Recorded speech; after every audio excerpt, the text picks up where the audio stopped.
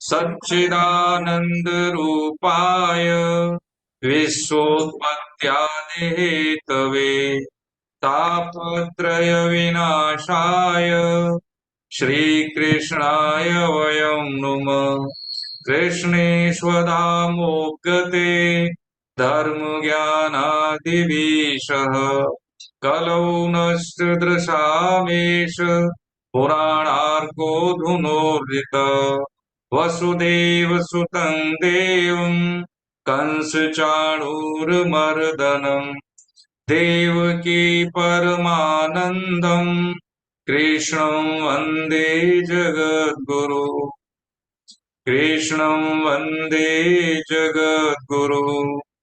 अजोऽपि सन्नव्ययात्मा भूतानामीश्वरोऽपि सन् प्रकृतिं स्वामधिष्ठाय सम्भवाम्यात्ममायया। यदा यदा हि धर्मस्य ग्लानिर्भवति भारत अभ्युत्थानमधर्मस्य तदात्मानं सृजाम्यहम्। परित्राणाय साधूनां विनाशाय च दुष्कृताम् धर्म संस्थापनार्थाय संभवामि युगे युगे। जन्म कर्म च मे दिव्य मेवं यो वेत्ति तत्त्वतः त्यक्त्वा देहं पुनर्जन्म नैति मामेति सोऽर्जुन। वीतराग भय क्रोधा मन्मया मामुपाश्रिता बहवो ज्ञान तपसा पूता मदभावमागता। हरे कृष्ण। आप सभी वैष्णव जनों के चरणों में वंदन। हरे कृष्ण। नारायणं नमस्कृत्य नरं चैव नरोत्तमं देवीं सरस्वतीं व्यासं ततो जयमुदीरये। हरे कृष्ण। हरे कृष्ण। पिछली क्लास में हमने अध्याय 7 ज्ञान विज्ञान योग को अच्छे से समझने की कोशिश की। आज अध्याय 8 अक्षर ब्रह्म योग, जैसे कि नाम से स्पष्ट है अक्षर ब्रह्म योग। भगवान इस अध्याय में 4 चीजें बताएंगे। एक तो ये बताएंगे कि जैसे अध्याय 7 में जो भगवान ने शब्दावली यूज करी थी कि अधिभूत क्या है और अधिदेव क्या है और ये जो है अधियज्ञ क्या है, ऐसे करके। लेकिन अर्जुन यहाँ पे 6 प्रश्न, 6 चीजें बताई, यहाँ पे 7 प्रश्न करते हैं अर्जुन। देखिए 7वां प्रश्न बहुत जोरदार प्रश्न है इसमें। तो इसमें अंतकाल में भगवान की स्मृति कैसे होगी, कैसे स्मरण में आएंगे, एक तो ये। और यहाँ पे समग्रता की बात की भगवान ने, सगुण साकार सगुण निराकार निराकार ब्रह्म की उपासना की बात की भगवान ने। और संपूर्ण ब्रह्मांड की रचना कैसे होती है, काल गणना कैसे होती है, इसमें भगवान बताएंगे कि जो चतुर्युगी के इस समय को जान लेता है वो मेरे को भी जान लेता है, ऐसा कुछ करके भगवान बताएंगे। तो इस काल गणना और इसमें गतियों का भी वर्णन है ना। शुक्ल पक्ष कृष्ण पक्ष ये सब क्या है, देवता और ब्रह्मा जी तक की जो अवस्था है जीव की, ब्रह्मलोक तक के जो सुख है वो भी नश्वर है, ऐसा भगवान कहेंगे। तो उसको हम कैसे समझें। ये अक्षर ब्रह्म योग का, जैसे आपके उसमें अक्षर को हम समझते हैं प्रणव प्रणव, है ना, ओम शब्द से भी प्रकृति से भी लेते हैं। यहाँ पे भी भगवान उसी चीज को सूक्ष्म रूप से हमें समझाएंगे 4 चीजों के साथ। पहला जो श्लोक है, तो 4 चीजें हमने क्या समझी। एक तो ये समझी कि भगवान अंत काल में भगवत स्मरण की महिमा क्या है और कैसे आए अंत काल में, तो भगवान बताएंगे 5वें श्लोक में। और सगुण निर्गुण सभी मेरे ही स्वरूप में, ऐसा भगवान बताएंगे 2 बात। तीसरी बात है संपूर्ण ब्रह्मांड की रचना बताएंगे कैसे होती है ये, सर्ग प्रलय महाप्रलय महासर्ग, और जीव की गतियां बताएंगे इसमें, ऐसा भगवान इसमें बताएंगे। तो 8वें अध्याय का जो पहला जो श्लोक है, अर्जुन का जो प्रश्न बनता है वो है, कोई पढ़ेंगे। हरे कृष्ण। हाँ, हरे कृष्ण पढ़िए कोई। हाँ, नाम बोल दे क्या, नाम बोलते। किम तत् ब्रह्म किम अध्यात्म हम्म। किम करम पुरुषतम अधिभूतम च किम प्रोक्तम अधिदेवम किम उच्यते। अर्जुन बोले, हे पुरुषोत्तम, वह ब्रह्म क्या है, अध्यात्म क्या है, कर्म क्या है, अधिभूत किसको कहा गया है और अधिदेव किसको कहा जाता है, यहाँ अधियज्ञ कौन है और वह इस देह में कैसे है। हे मधुसूदन, वशीभूत अंतकरण वाले मनुष्यों के द्वारा अंत काल में आप कैसे जानने में आते हैं। हरे हाँ, प्रभु। दूसरा भी बोले। हाँ, दूसरा पढ़ दिया, हाँ ठीक है, बहुत बढ़िया। इसमें अर्जुन के प्रश्न रहे कि इसमें हे पुरुषोत्तम, वह ब्रह्म क्या है। जैसे भगवान ने अध्याय 7 के अंत में बोला, अधिभूत, अध्यात्म और अधिदैव किसको कहा है। यहाँ अध्यज्ञ कौन है और वह इस देह में कैसे है। हे मधुसूदन, वशीभूत अंतःकरण वाले मनुष्य के द्वारा अंत काल में आप कैसे जानने में आते हैं। अब देखिए इसमें प्रश्न, देखें कितने प्रश्न हैं। पहले बोला ब्रह्म क्या है, एक, अध्यात्म क्या है, दो, और कर्म क्या है, तीन, अधिभूत चार, और अधिदैव पांच, और अध्यक्ष छह, और वह इस देह में कैसे है। और हे प्रभु ये बताइए कि आप अंत काल में कैसे जानने में आते हैं। ये जो अंतिम प्रश्न है ये बहुत महत्वपूर्ण है। ये शब्दावली, इसकी व्याख्या हम समझ लेंगे। अब इसकी ये जो व्याख्या भगवान बताते हैं तीसरे श्लोक से। कमलेश चौधरी मैडम है क्या? हाँ, हरे कृष्ण मैडम, पढ़िए मैडम। हरे कृष्ण। हरे कृष्ण, तीसरा चौथा पढ़िए मैडम, हरे कृष्ण। श्री भगवान वाच हम्म। अक्षर ब्रह्म परम स्वभावोऽध्यात्ममुच्यते भूत भावो भजो विसर्ग कर्म संगित। परम अक्षर ब्रह्म है और परा प्रकृति जीव को अध्यात्म कहते हैं। प्राणियों की सत्ता को प्रकट करने वाला त्याग कर्म कहा जाता है। ये देहधारियों में श्रेष्ठ हम्म। अक्षर भाव अर्थात नाशवान पदार्थ अधिभूत है। हम्म।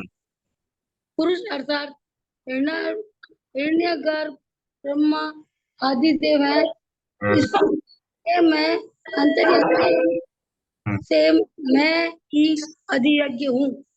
अब देखिए समझने की बात है, ये पूरा अध्याय जो है अक्षर ब्रह्म योग, इसमें भगवान बताएंगे सृष्टि का संचालन कैसे होता है, जीव और जगत के बारे में विश्लेषण है।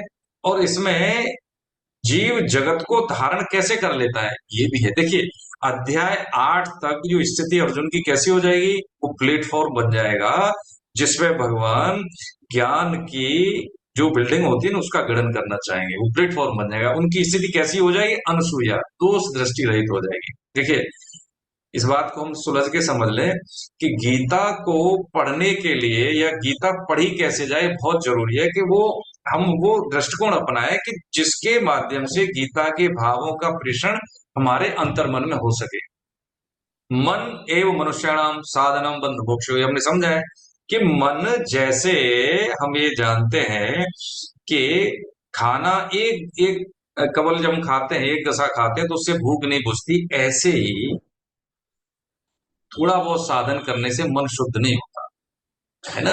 ये मन करोड़ों जन्मों के संस्कार लिए हुए है ना। भूख हमें जब होती है, कम हो या ज्यादा हो, एक गसा से किसी की भूख नहीं जाती। ऐसे ही थोड़ा मोड़ा साधन करने से अनंत जन्मों के जो कलुषित संस्कार है वो जाते नहीं है। इसलिए नित्य निरंतर लगे रहना ही है।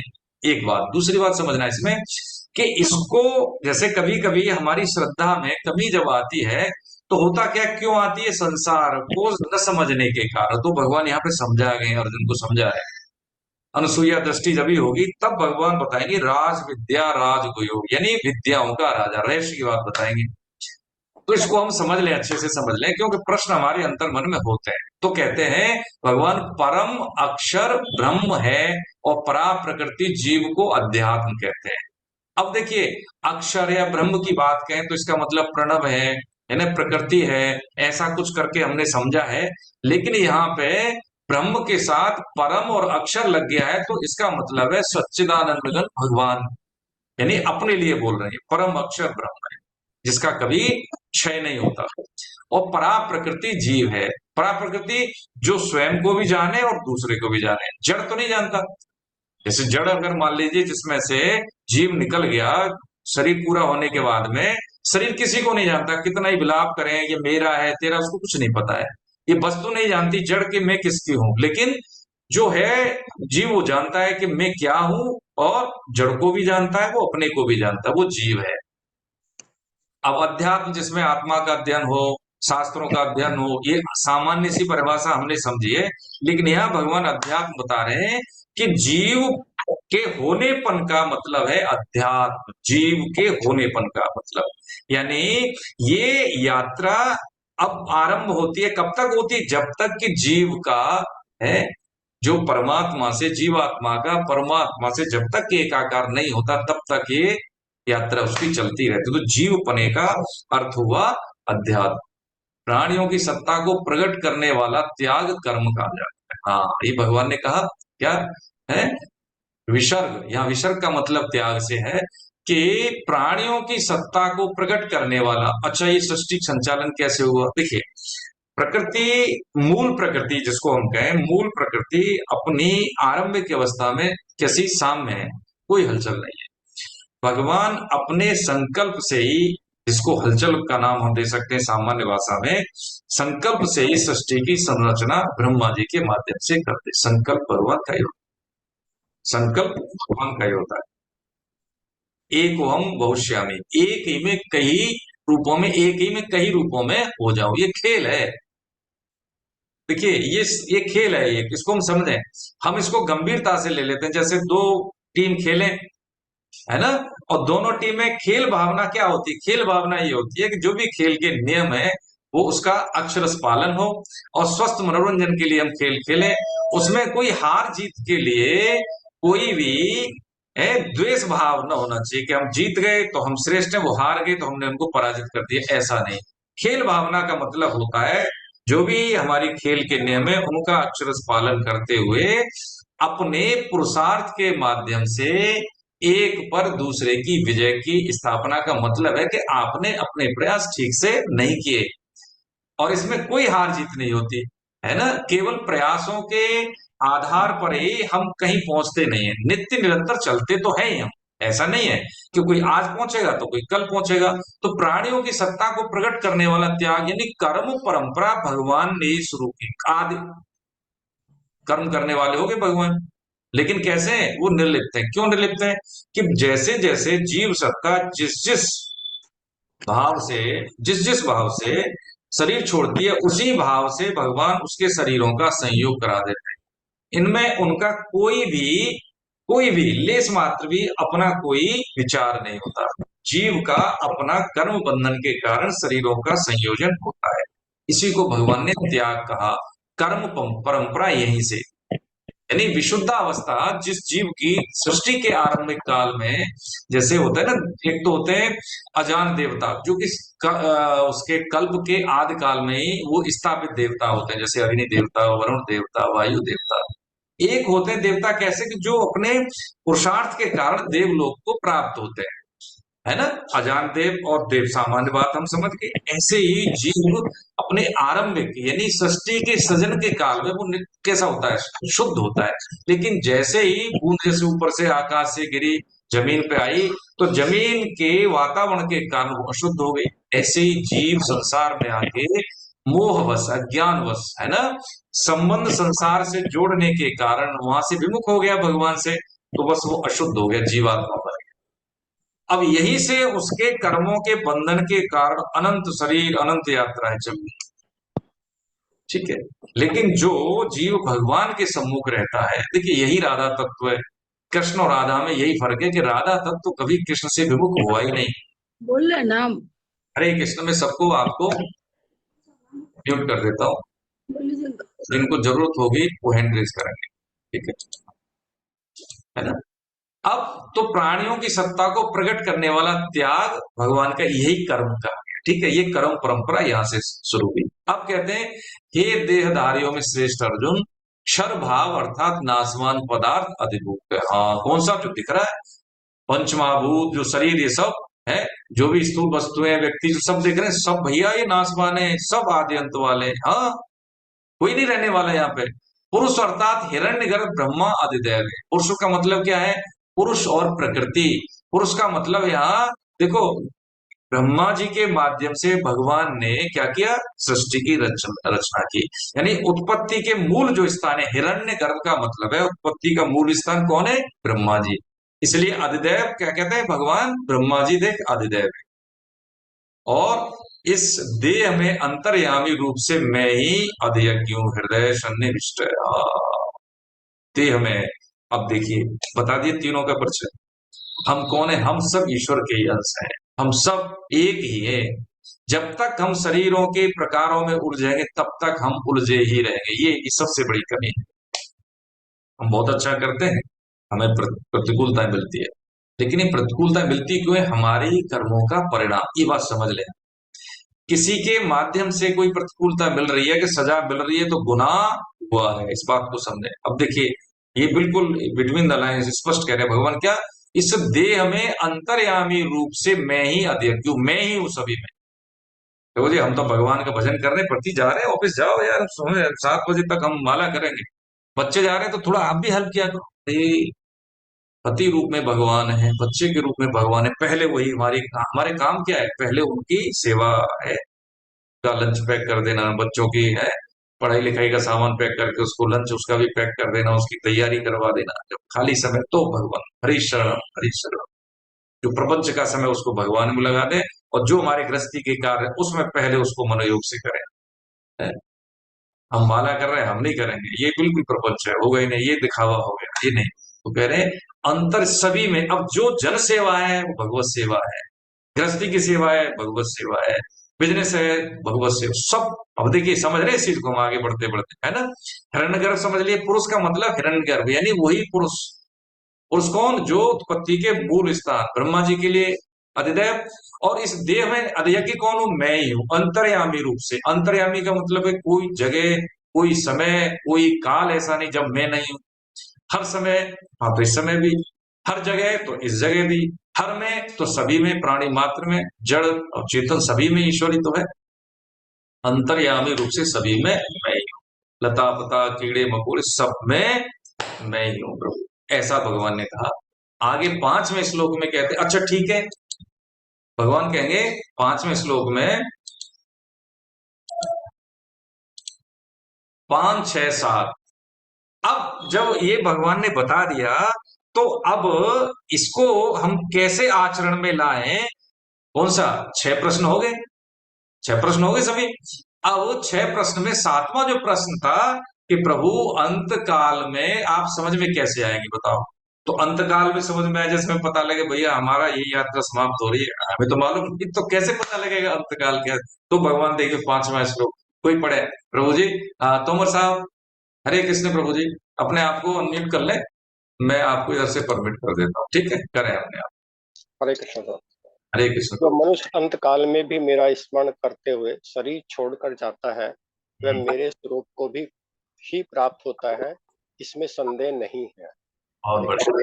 देखिए, अंत काले च मामेव स्मरन् मुक्त्वा कलेवरम् यप्रयाति समद्भावम् याति नासत्यत्र संशय।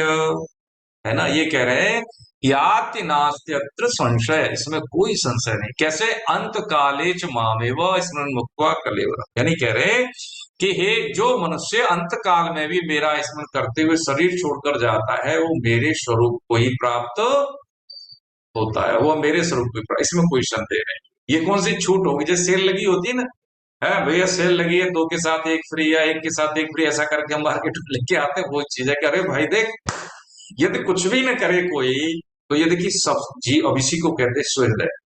ये हमें सबको पता है। उसका अजामिल का उदाहरण है कि शुद्ध आत्मा थे, किसी के एक संयोग के कारण, देखिए इसी को कहते हैं संग। अजामिल ने, ठीक व्यक्ति थे वो, लेकिन एक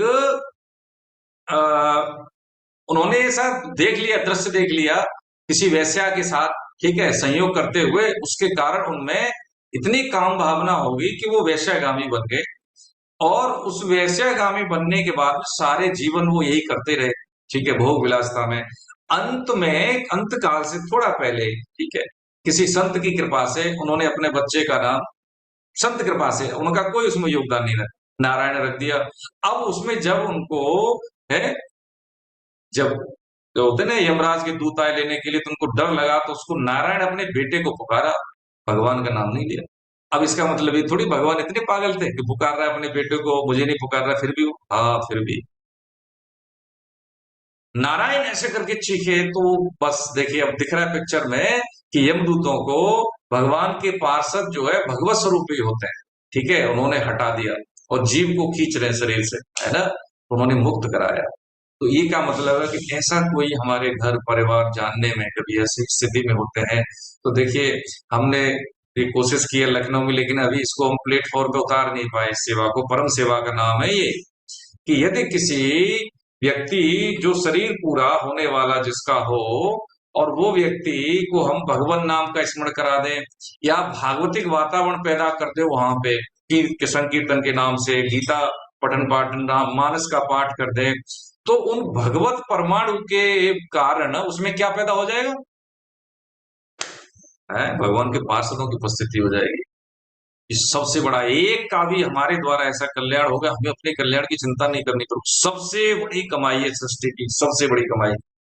जैसे कहते हैं ना कि आप जैसे कोई टाटा है और जैसे मान ली कोई अंबानी है, वो एक सेकंड में इतना पैसा कमा लेते पता नहीं, वो सब बेकार है, यही रह जाएगा। स्थिति किसी की ठीक नहीं होने वाली, पुरुषार्थ है करें ठीक है, लेकिन ये सृष्टि की वही कमाई है कि हर सेकंड परिवर्तित परिवर्तित होती है, वृद्धि होती है, इसकी समृद्धि होती है। तो ऐसी स्थिति में जो कोई व्यक्ति है उसको हम भगवान नाम, ऐसा नहीं कि ये आपकी क्या है, दादी जा रही है शरीर छोड़ रही है, कि देखो ये आपकी पोती है, कि ये आपकी है देवती, ऐसे कुछ करके कुछ नहीं। यहाँ पे तो यही देख देख के समझ समझ के हम यहाँ तक आ गए। लास्ट में सिर्फ एक ही भगवत चिंतन। जीव का जब शरीर से संबंध छूटता है तो उससे कोई लेना देना नहीं होता, जो केवल क्या है, कर्म अपने आप में जड़ है, लेकिन किसी भी कर्म के माध्यम से जब हम जुड़ जाते हैं, ये मेरा है, ये मेरा नहीं, तो बस ये बंधन ही लेके जाता है जीव, बस यही कष्टकारी है, फालतू में कोई मतलब नहीं है। हमारे जो पूर्वज नहीं है शरीर में, वो क्या क्या हम उनको दे रहे हैं, हम उनको नाम भी नहीं लेते, श्राद्ध तर्पण भी श्रद्धा से नहीं करते। क्या लेके गए, वो केवल भाव लेके गए कि मेरे घर परिवार के, बस यही बदन का है। ये भाव ये हो जाए कि मेरा कोई नहीं, मेरा तो भगवान। भगवान कहते हैं मम है भगवान से, फिर बचा क्या, लेकिन वो जानते हैं लेकिन मानते नहीं है।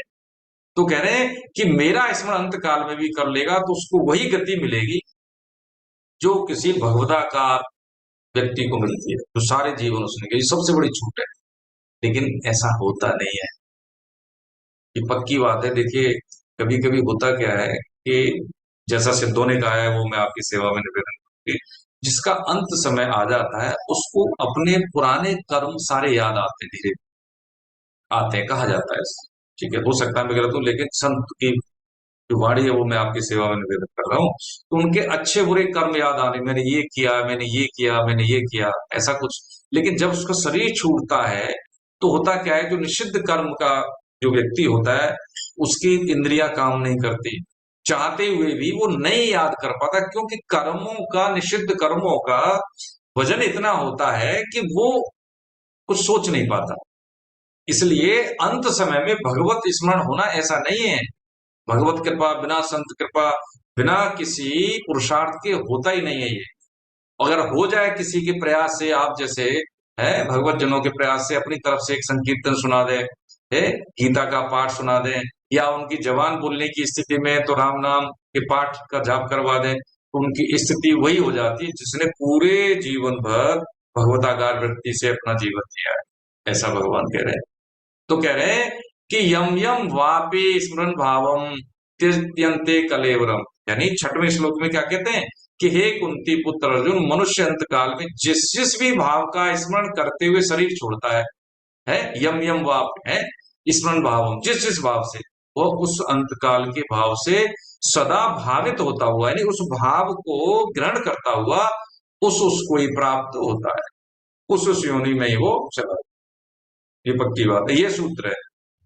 व्यक्ति जब शरीर छोड़ता है तो उसकी गति क्या होती है, भगवान वो बता रहे हैं कि भैया देख ये विधान है, हमारा कुछ नहीं होता है। देखो, जड़ भरत का उदाहरण है कि जो महाराज भरत इतनी तपस्या की, लेकिन अंत समय में उनका हिरण के बच्चे में हो गया है प्रेम अनुराग, तो बस उनको हिरण की होनी मिली। पूरा तप कहाँ गया फिर? तप कहाँ गया? अब यहाँ पे कैलकुलेशन आती है, जो किए हुए जो कर्म है इस तरह का, ये तपस्या का फल है या भगवत प्राप्ति के लिए किए गए प्रयास हैं, ये कभी नष्ट नहीं होते। लेकिन क्या है, उसमें उनकी अनुरक्ति विचलित हो गई लास्ट समय में, क्या कि उसके हिरण के बच्चे में उनका प्रेम हो गया, तो हिरण की होनी मिली, लेकिन जो कमाई थी वो वहीं की वहीं रही। अब हिरण के शरीर में क्या है, भगवान कामना पूर्ति करते तो ठीक है, हिरण बना दिया उनको, लेकिन उनको बोध था कि वो विचलित मना होने के कारण मेरा समय बर्बाद हो गया। लेकिन हिरण की योनि में भी उनको बोध था कमाई का, है। समता नष्ट नहीं होती, अध्याय 2 में समझा है। अब देखिए, उस फॉर्मूले से समझे तो हरी घास नहीं खाते थे वो, कोई भी निषिद्ध कर्म नहीं करते थे हिरण की योनि में भी। देखा है ना, कभी कभी बच्चे होते हैं मनुष्य के बच्चे, छोटे छोटे जो बच्चे होते हैं, वो उस बचपन में भी उनको बोध होता है, किस कारण? पुरानी कमाई के कारण। उनको याद नहीं है, लेकिन वो संस्कार बस उनके अंदर है, वो सॉफ्टवेयर उनके अंदर है, चिप है। अंतःकरण क्या है? सूक्ष्म और कारण शरीर में वो भाव उनके हैं पहले, लेकिन कामना के कारण वो शरीर दूसरा मिल गया। अब फिर बाद में उनको जब वो पूरी बात हो गई तो क्या हुआ, फिर उनको वो जड़ भरत की फिर दोबारा से मनुष्य शरीर मिल गया, जिस वो उनका अंतिम जन्म था। तो कह रहे हैं भगवान कि स्मरण जिस जिस भाव का। अब कोई गाय, एक वो थे राजा, शायद हमने बोला भी है कि पुरंजन, उनका स्त्री में बहुत बहुत अनुराग था अपनी पत्नी में, है। तो वो दूसरे जन्म में वो शरीर उनको स्त्री का ही मिला, वो किसी के महारानी बने।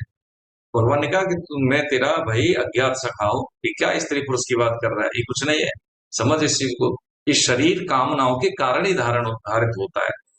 तो अब जो सोच लें, जो कुत्ता पालते हैं, है ना, जिसमें किसी ऐसी, अब धन में है, तो भाई जीव जब शरीर छोड़ता है धन तो बन नहीं सकता, वो तो जड़ है, तो क्या बनेगा? छिपकली बन गए, सांप बन गए, बैठे रहो कुंडली मारे, है ना।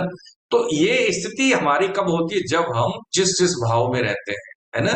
इसलिए अब इस भाव से कैसे हम तिरोहित हो, किस भाव को कैसे प्राप्त करें, तो भगवान 7वें श्लोक में बता रहे हैं उपाय।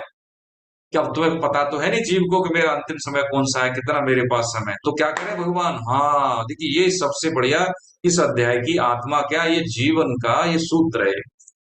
ये सद गया तो सब सद जाएंगे, सब सद जाएंगे, समता भी आ जाएगी, है। अंत समय हो या नहीं हो, हमारी जिम्मेदारी भी खत्म हो जाएगी। और क्या होगा कि बस पानी पी रहे तो प्यास अपने आप बुझ जाएगी, वो उस नाव में बैठ जाए, बस नाव में बैठने भर। ये चीज अध्याय 8 का 7वां श्लोक, कि फिर हमें नाव में बैठने के बाद तैरने का उद्योग नहीं करना। हमने अपनी जिम्मेदारी किसको दे दी? ईश्वर को दे दी, परम पिता को दे दी। वो क्या करते हैं, बाप बेटे की उंगली पकड़े, और एक क्या है कि बेटा बाप की उंगली पकड़े। तो ये समझ लें कि कौन सी मजबूत पकड़ होगी, जब बाप बेटे की उंगली पकड़े वो मजबूत, न कि बेटा बाप की। क्योंकि भीड़ का जरा सा दबाव आया, उंगली छूट जाएगी, वो पिछड़ जाएगा। ऐसी संसार में हम प्रभु आश्रय में रहते हैं तो हमारी पकड़ ठीक रहती है। सम्मुखता ज्यादा तभी है जब हम हर कार्य में है हरि शरणम, है ना, ये स्वीकार करके जब कोई भी हम कार्य करते हैं तो वो भगवत सम्मुख ही होता है। निकृष्ट कर्म उससे हो ही नहीं सकते। तो भगवान कहते हैं 7वां श्लोक क्या कहते हैं, देखिए पढ़िए, सब लोग पढ़िए, है ना, म्यूट हो गए, ये बहुत बढ़िया श्लोक है। तब भगवान कहते हैं क्या करना चाहिए, तस्मात् सर्वेषु कालेषु मामनुस्मर युध्य च, है ना। क्या कर? सभी काल मयि अर्पित मनो बुद्धिर मामे वैश्य संशयम। हाँ, इसलिए तू सब समय में मेरा स्मरण कर, और युद्ध भी कर, हाँ, काम भी कर, और हाथ से काम और मुंह से राम, स्मरण भी कर। मन में, मुझ में मन और बुद्धि अर्पित करने वाला तू निसंदेह मुझे ही प्राप्त हो, इसमें कोई संदेह नहीं। घोषणा कौन कर रहे? भगवान। अब मन और बुद्धि अर्पित करने का मतलब क्या है? देखिए, मन से तो चिंतन कर, और बुद्धि से एक निश्चय कर। बुद्धि क्या है? मन से ऊपर है, श्रेष्ठ है, मन से बड़ी है।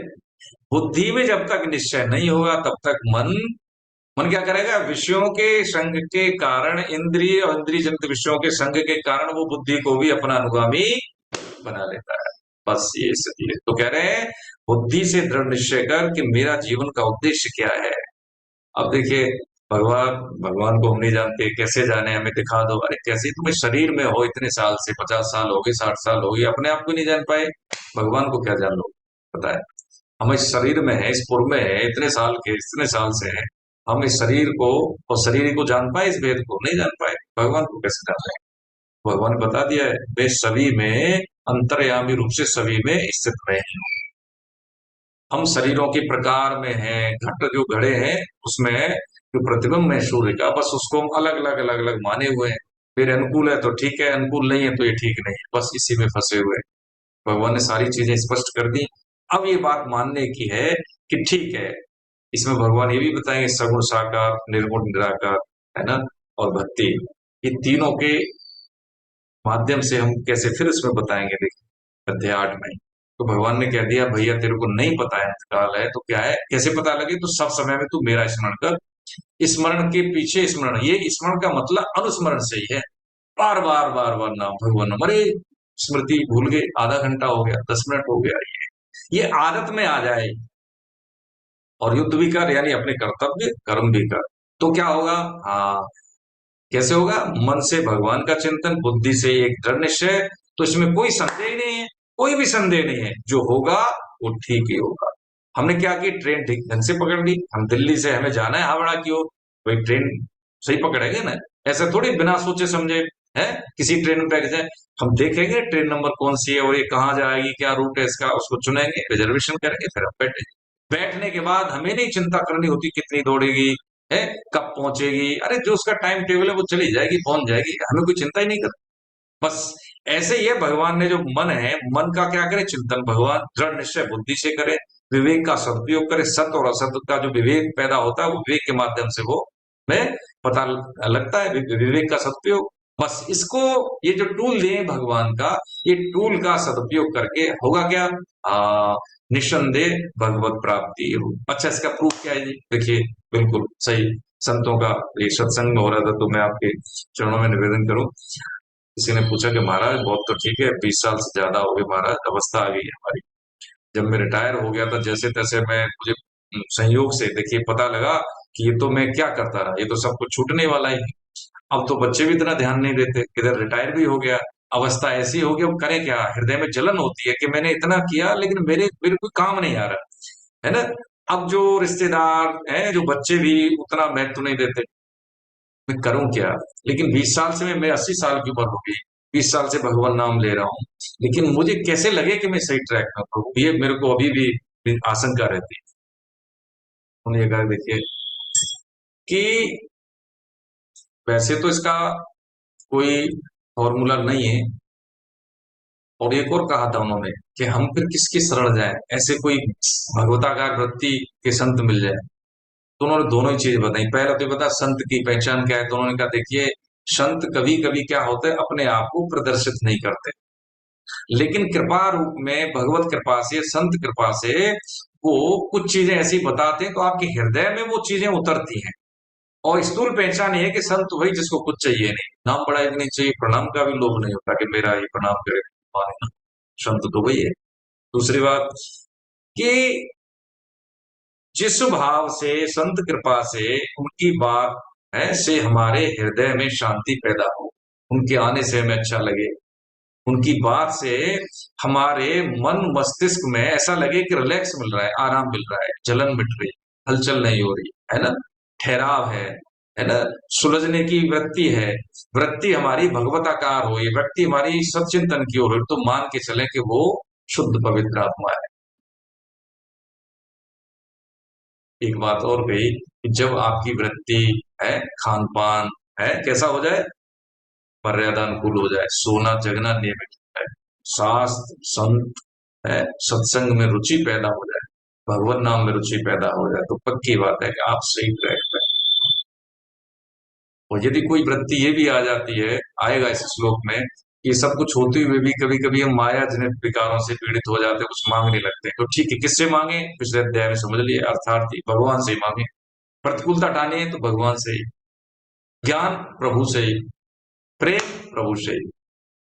यदि ईश्वर से प्रेम, देखिए अभी हमें लगता है ईश्वर दिखता तो है नहीं, देखिए ये दिखने के लिए यही है नर्सरी, कि शरीर को शुद्ध करना।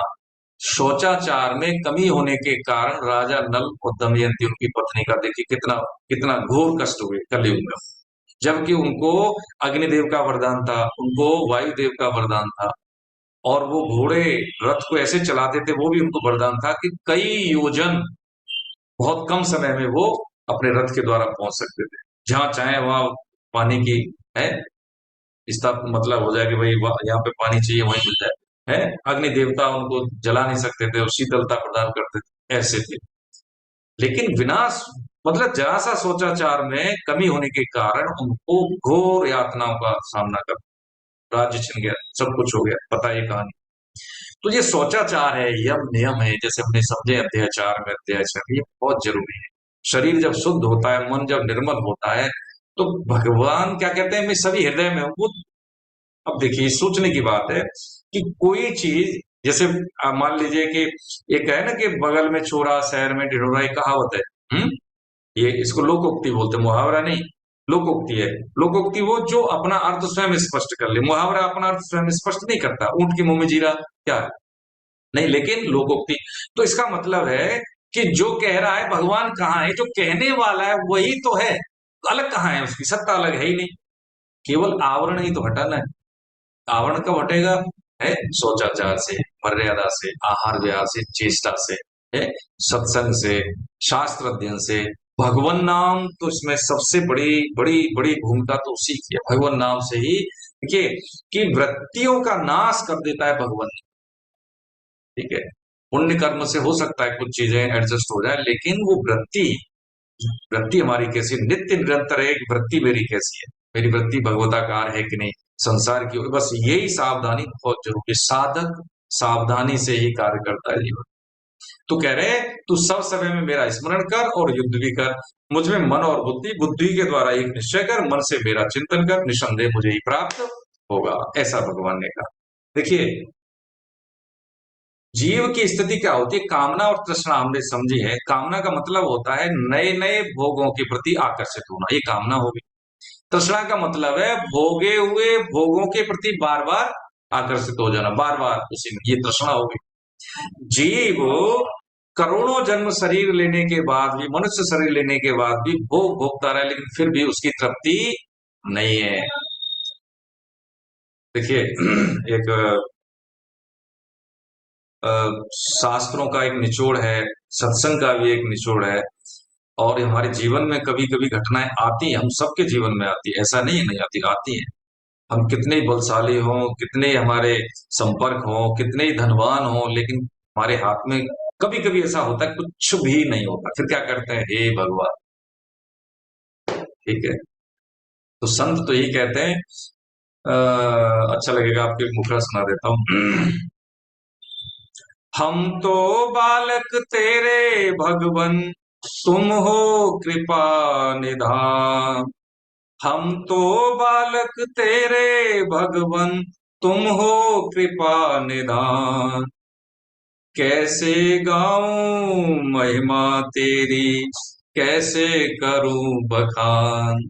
हरि बोलो रे बोलो, हरि बोलो रे बोलो, हरि बोलो रे बोलो, ओ हरि बोलो रे बोलो। यही बसता है प्रभु, कुछ समझ में आए या ना आए। देखिए ये हृदय की भाव है, इसमें देखिए आंखों की भाषा होती है ना, आंखें नहीं देखती, आंखों के माध्यम से हम देखते हैं, जिसके भाव जैसे होते हैं हमें पता लगता है कि कोई हमसे प्रेम कर रहा है, कोई हमसे द्वेष कर रहा है। और ये छठी इंद्रिय माताओं बहनों में ज्यादा होती है ना, पुरुष में नहीं होती, क्योंकि भाव से ही व्यक्ति के कर्तव्य होते हैं, ये भाव से ही। और भगवान भाव के भूखे हैं, सब तो उन्हीं का है, क्या देंगे हम, क्या हम पैसा देंगे, क्या उनको चढ़ा देंगे, लेकिन हमारे पास जो दी हुई सत्ता है, जो संसाधन है, उसके माध्यम से हम उनको भाव व्यक्त कर सकते हैं। मेरे पास है प्रभु आपका ही है, सेवा हो जाए, चढ़ावा हो जाए, कुछ भी हो जाए, दान के रूप में हो जाए, सेवा के रूप में हो जाए, सामाजिक सेवा के रूप में हो जाए, पारिवारिक सेवा के रूप में हो जाए, बस इसको करके ही गुजरना है, इसी के माध्यम से हमें शुद्ध होना है।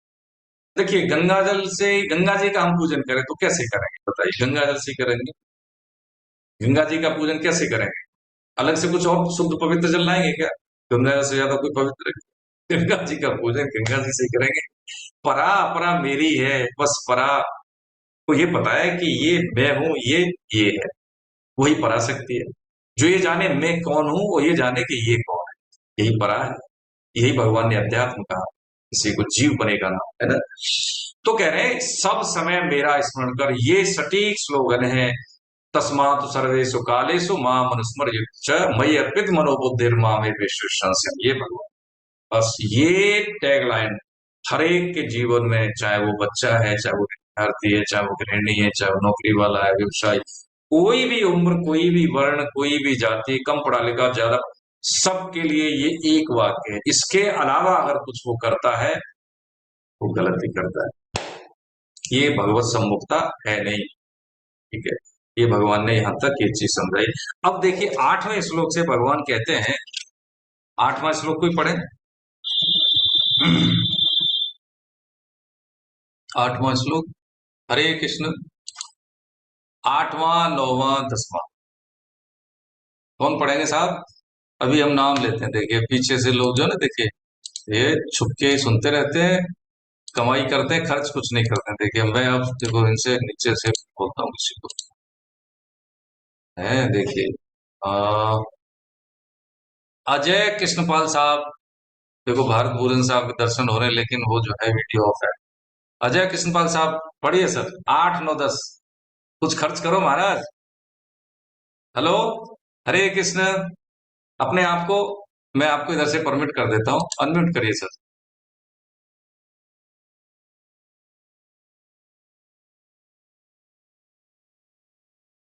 सर बोलिए।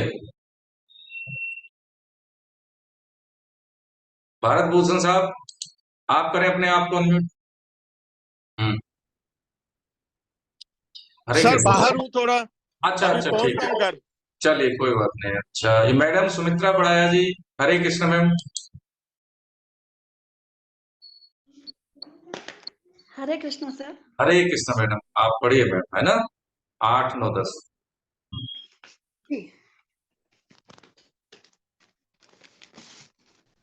सर एक हम्म,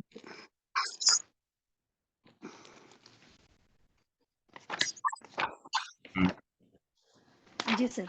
हम्म। 8वां पढ़ना, 8, 9, हाँ 10 जी, सर। हाँ जी, 8, 9, 10 तीनों पढ़िए। सर हिंदी में पढ़ लो। हिंदी में पढ़ लीजिए, कोई बात नहीं, पढ़ लीजिए। हे प्रथानंदन, हम्म, अभ्यास अभ्यास में और अन्य का चिंतन न करने वाले चित्त से परम दिव्य पुरुष का चिंतन करता हुआ शरीर छोड़ने वाला मनुष्य उसी को प्राप्त हो जाता है, हम्म, जो सर्वज्ञ, अनादि, सब पर शासन करने वाला, हम्म, सूक्ष्म से अत्यंत सूक्ष्म, हम्म, सबका धारण करने वाला, अज्ञान से अत्यंत परे, सूर्य की तरह प्रकाश स्वरूप अर्थात ज्ञान स्वरूप ऐसे अचिंत्य स्वरूप का चिंतन करता है। वह भक्ति युक्त मनुष्य अंत समय में अचल मन से और योग बल के द्वारा भ्रकुटी के मध्य में प्राणों को अच्छी तरह हम्म, से प्रविष्ट करके शरीर छोड़ने पर हम्म। उस परम दिव्य पुरुष को ही प्राप्त होता है। और ठीक है, हरे कृष्ण। देखिए अब यहाँ से 8वें श्लोक से भगवान बता रहे हैं कि भैया ये जो स्थिति है कि मई अर्पित मनोबुद्धि, या कि मां मनुस्मर युद्ध च, यानी स्मरण भी कर और भी कि आएगी कैसे। हाँ, इसके लिए पात्रता देखिए बता रहे हैं, तीनों तरह से बता रहे हैं। एक तो ज्ञान योग के माध्यम से बता रहे हैं, यानी जो प्राणों पर नियंत्रण करके बताएंगे, और बताएंगे भगवान सगुण साकार के रूप में भी हम इसको प्राप्त कर सकते हैं स्थिति को, और भक्ति के माध्यम से भी, कर्म के माध्यम, तीनों से बताएंगे। तो यहाँ पे बता रहे हैं, 8वां श्लोक से बता रहे हैं, क्या बता रहे हैं? अभ्यास योग योक्तेन चेतसा नान्यगामिन परम पुरुषं दिव्यं याति पार्थानुचिन्तयन् कविं पुराणमनुशासितारम् अणोरणीयासमनुस्मरेद्य सर्वस्य धातारमचिन्त्य रूपम् आदित्यवर्णं तमसः परस्तात्। आगे कहते हैं प्रयाण काले मनसा चलेन भक्त्या युक्तो योग बलेन चैव भ्रुवोर्मध्ये प्राणमावेश्य सम्यक् सतं परम पुरुषमुपैति दिव्यम। हाँ कहते भैया अभ्यास योग से युक्त, किससे युक्त? अभ्यास योग और अन्य का चिंतन न करने वाले चित्त से परम दिव्य पुरुष का चिंतन करता हुआ, यानी शरीर छोड़ने वाला मनुष्य, ऐसी स्थिति में अभ्यास योग कैसे? बार बार है। अभ्यास योग का मतलब क्या है? किसी कार्य को बार बार करना, यानी संसार से मन हटाकर बार बार भगवान के सम्मुख करना है। अभ्यास योग से मन लगाने से क्या होता है? प्रसन्नता। जैसे मान लीजिए होता है ना, कई बार में संसार कोई हमारे मन मुताबिक चीज होती है, हमें प्रसन्नता होती है, और नहीं होती तो खिन्नता होती है। तो जैसे ही ये तो क्या है कि ऐसा अनंत आनंद है कि जब मन भगवदाकार होता है तो कैसी होती प्रसन्नता, जब भगवदाकार नहीं होता, मन भगवान के सम्मुख नहीं होता तो कैसी होती खिन्नता। लेकिन बार बार जब हम ये प्रयास करते हैं तो वृत्ति कैसी बनती है? हमारी भगवदाकार बनने लगती है। उसके बाद क्या होता है? न प्रसन्नता होती है न खिन्नता होती, बस वहां पर टिक जाता है। स्थिति हमारी कैसी हो जाती है? स्थिर हो जाती है, नित्य निरंतर है। कैसी? नित्य निरंतर भगवताकार वृत्ति, नित्य निरंतर भगवताकार। जब ऐसी स्थिति में जीव पहुंचता है, मनुष्य पहुंचता है, तो उसके सब उसके लिए कुछ अलग लगता ही नहीं कि ये मैं हूं, ये कोई दूसरा है। देखिए ऐसा नहीं है कि महापुरुषों के जीवन में भी ये निकृष्टता नहीं आई, वो भी कभी कभी अपनी उस अच्युत स्थिति से पतित हुए। जैसे उनको एक बार क्या हुआ कि संत ज्ञानेश्वर जी की बहन थी मुक्ताबाई, तो जब उनके यहाँ ऐसी सभा थी, सत्संग हो रहा था, तो एक कुमार भी बैठे थे। तो उनका वो होती है ना स्थापन करने वाली सत्संगी थे वो, जो जिससे घड़े की थाप होती है और वो उसको गोलाई रूप देते हैं उसको। तो वो लेके उन्होंने बोला कि उनको बोला कि अच्छा आज ऐसा करते हैं, तो उनका गोरा कुमार से बोला कि चाचा एक काम करते हैं, आज हम देखते हैं इनमें कच्चा घड़ा कौन है। तो ऐसे ऐसे जो घड़े की थपान से होती है उनके सबके सिर में ऐसे ऐसे उनको छुड़ाया उन्होंने। किसी ने कुछ नहीं कहा, ऐसे ही बच्ची थी तो उन्होंने कहा ये मजाक हो रहा है, कि वात्सल्य हो रहा है, ऐसे करके हंस दिया। लेकिन उन्होंने कहा जो नामदेव जी थे, उन्होंने कहा ये क्या है, ये क्या कच्चा कच्चा मेरे को कह दिया। तो कह रहे देखो ये कच्चा घड़ा है, ये बोल पड़ा। तो वहां से वो रुष्ट होके चले गए। भगवान से जब बातचीत होती थी उनकी, तो उन्होंने कहा महाराज ये क्या तरीका है, मेरी जब आपसे होती है बातचीत होती है, भगवत प्राप्त मेरी स्थिति है, तो मैं कच्चा कैसे हो सकता हूँ? तो उन्होंने कहा हाँ कच्चे हो। कि ऐसे ही क्या? हाँ कच्चे हो। तो उन्होंने कहा कि कोई एक खेचर थे महापुरुष संत, उन्होंने कहा वहां पे जाके देखो अपने, तब वो जो जैसा वो उपदेश करे वैसा करना। वहां पे गए तो देखा कि वो शिवलिंग पे पैर रखे सोए हुए थे। उन्होंने कहा ये संत के पास मुझे भेज दिया एक वैसी स्थिति में, क्या ये मेरे को उपदेश करे? तो उन्होंने मतलब ऐसे ही कि महाराज आप तो इस पर चरण रख के बैठे हैं, आप लेटे हुए, ये तो ठीक नहीं है। कहते हाँ बेटा अवस्था मेरी ऐसी होगी, आप ही मेरा जो पैर हटा दो। तो उन्होंने सामान्य भाव से हटाया, तो जिधर पैर रखे उधर ही शिवलिंग पैदा हो जाए। फिर उनको समझ आ गई।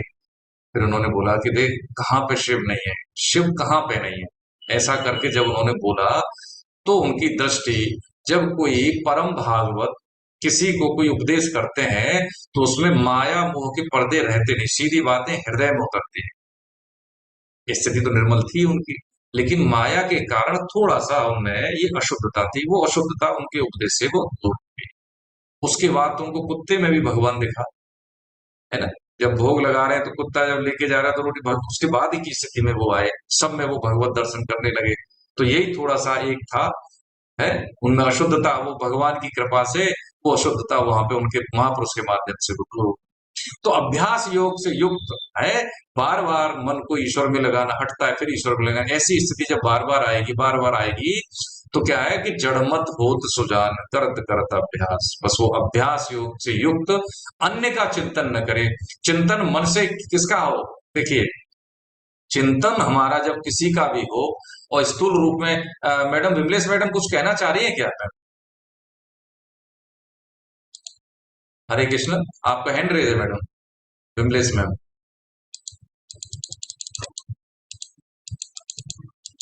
आपको देख नहीं पा रहा हूँ। हाँ ठीक है, मैंने आपको अनम्यूट कर दिया है इधर से, आप अपने आप को अनम्यूट करें। जी मैडम, कुछ कहना चाह रही है? नहीं सर, हम्म, उस समय बोल 8वें श्लोक के टाइम अच्छा अच्छा अच्छा अच्छा, ठीक। ट्रेन में था उस समय बोल।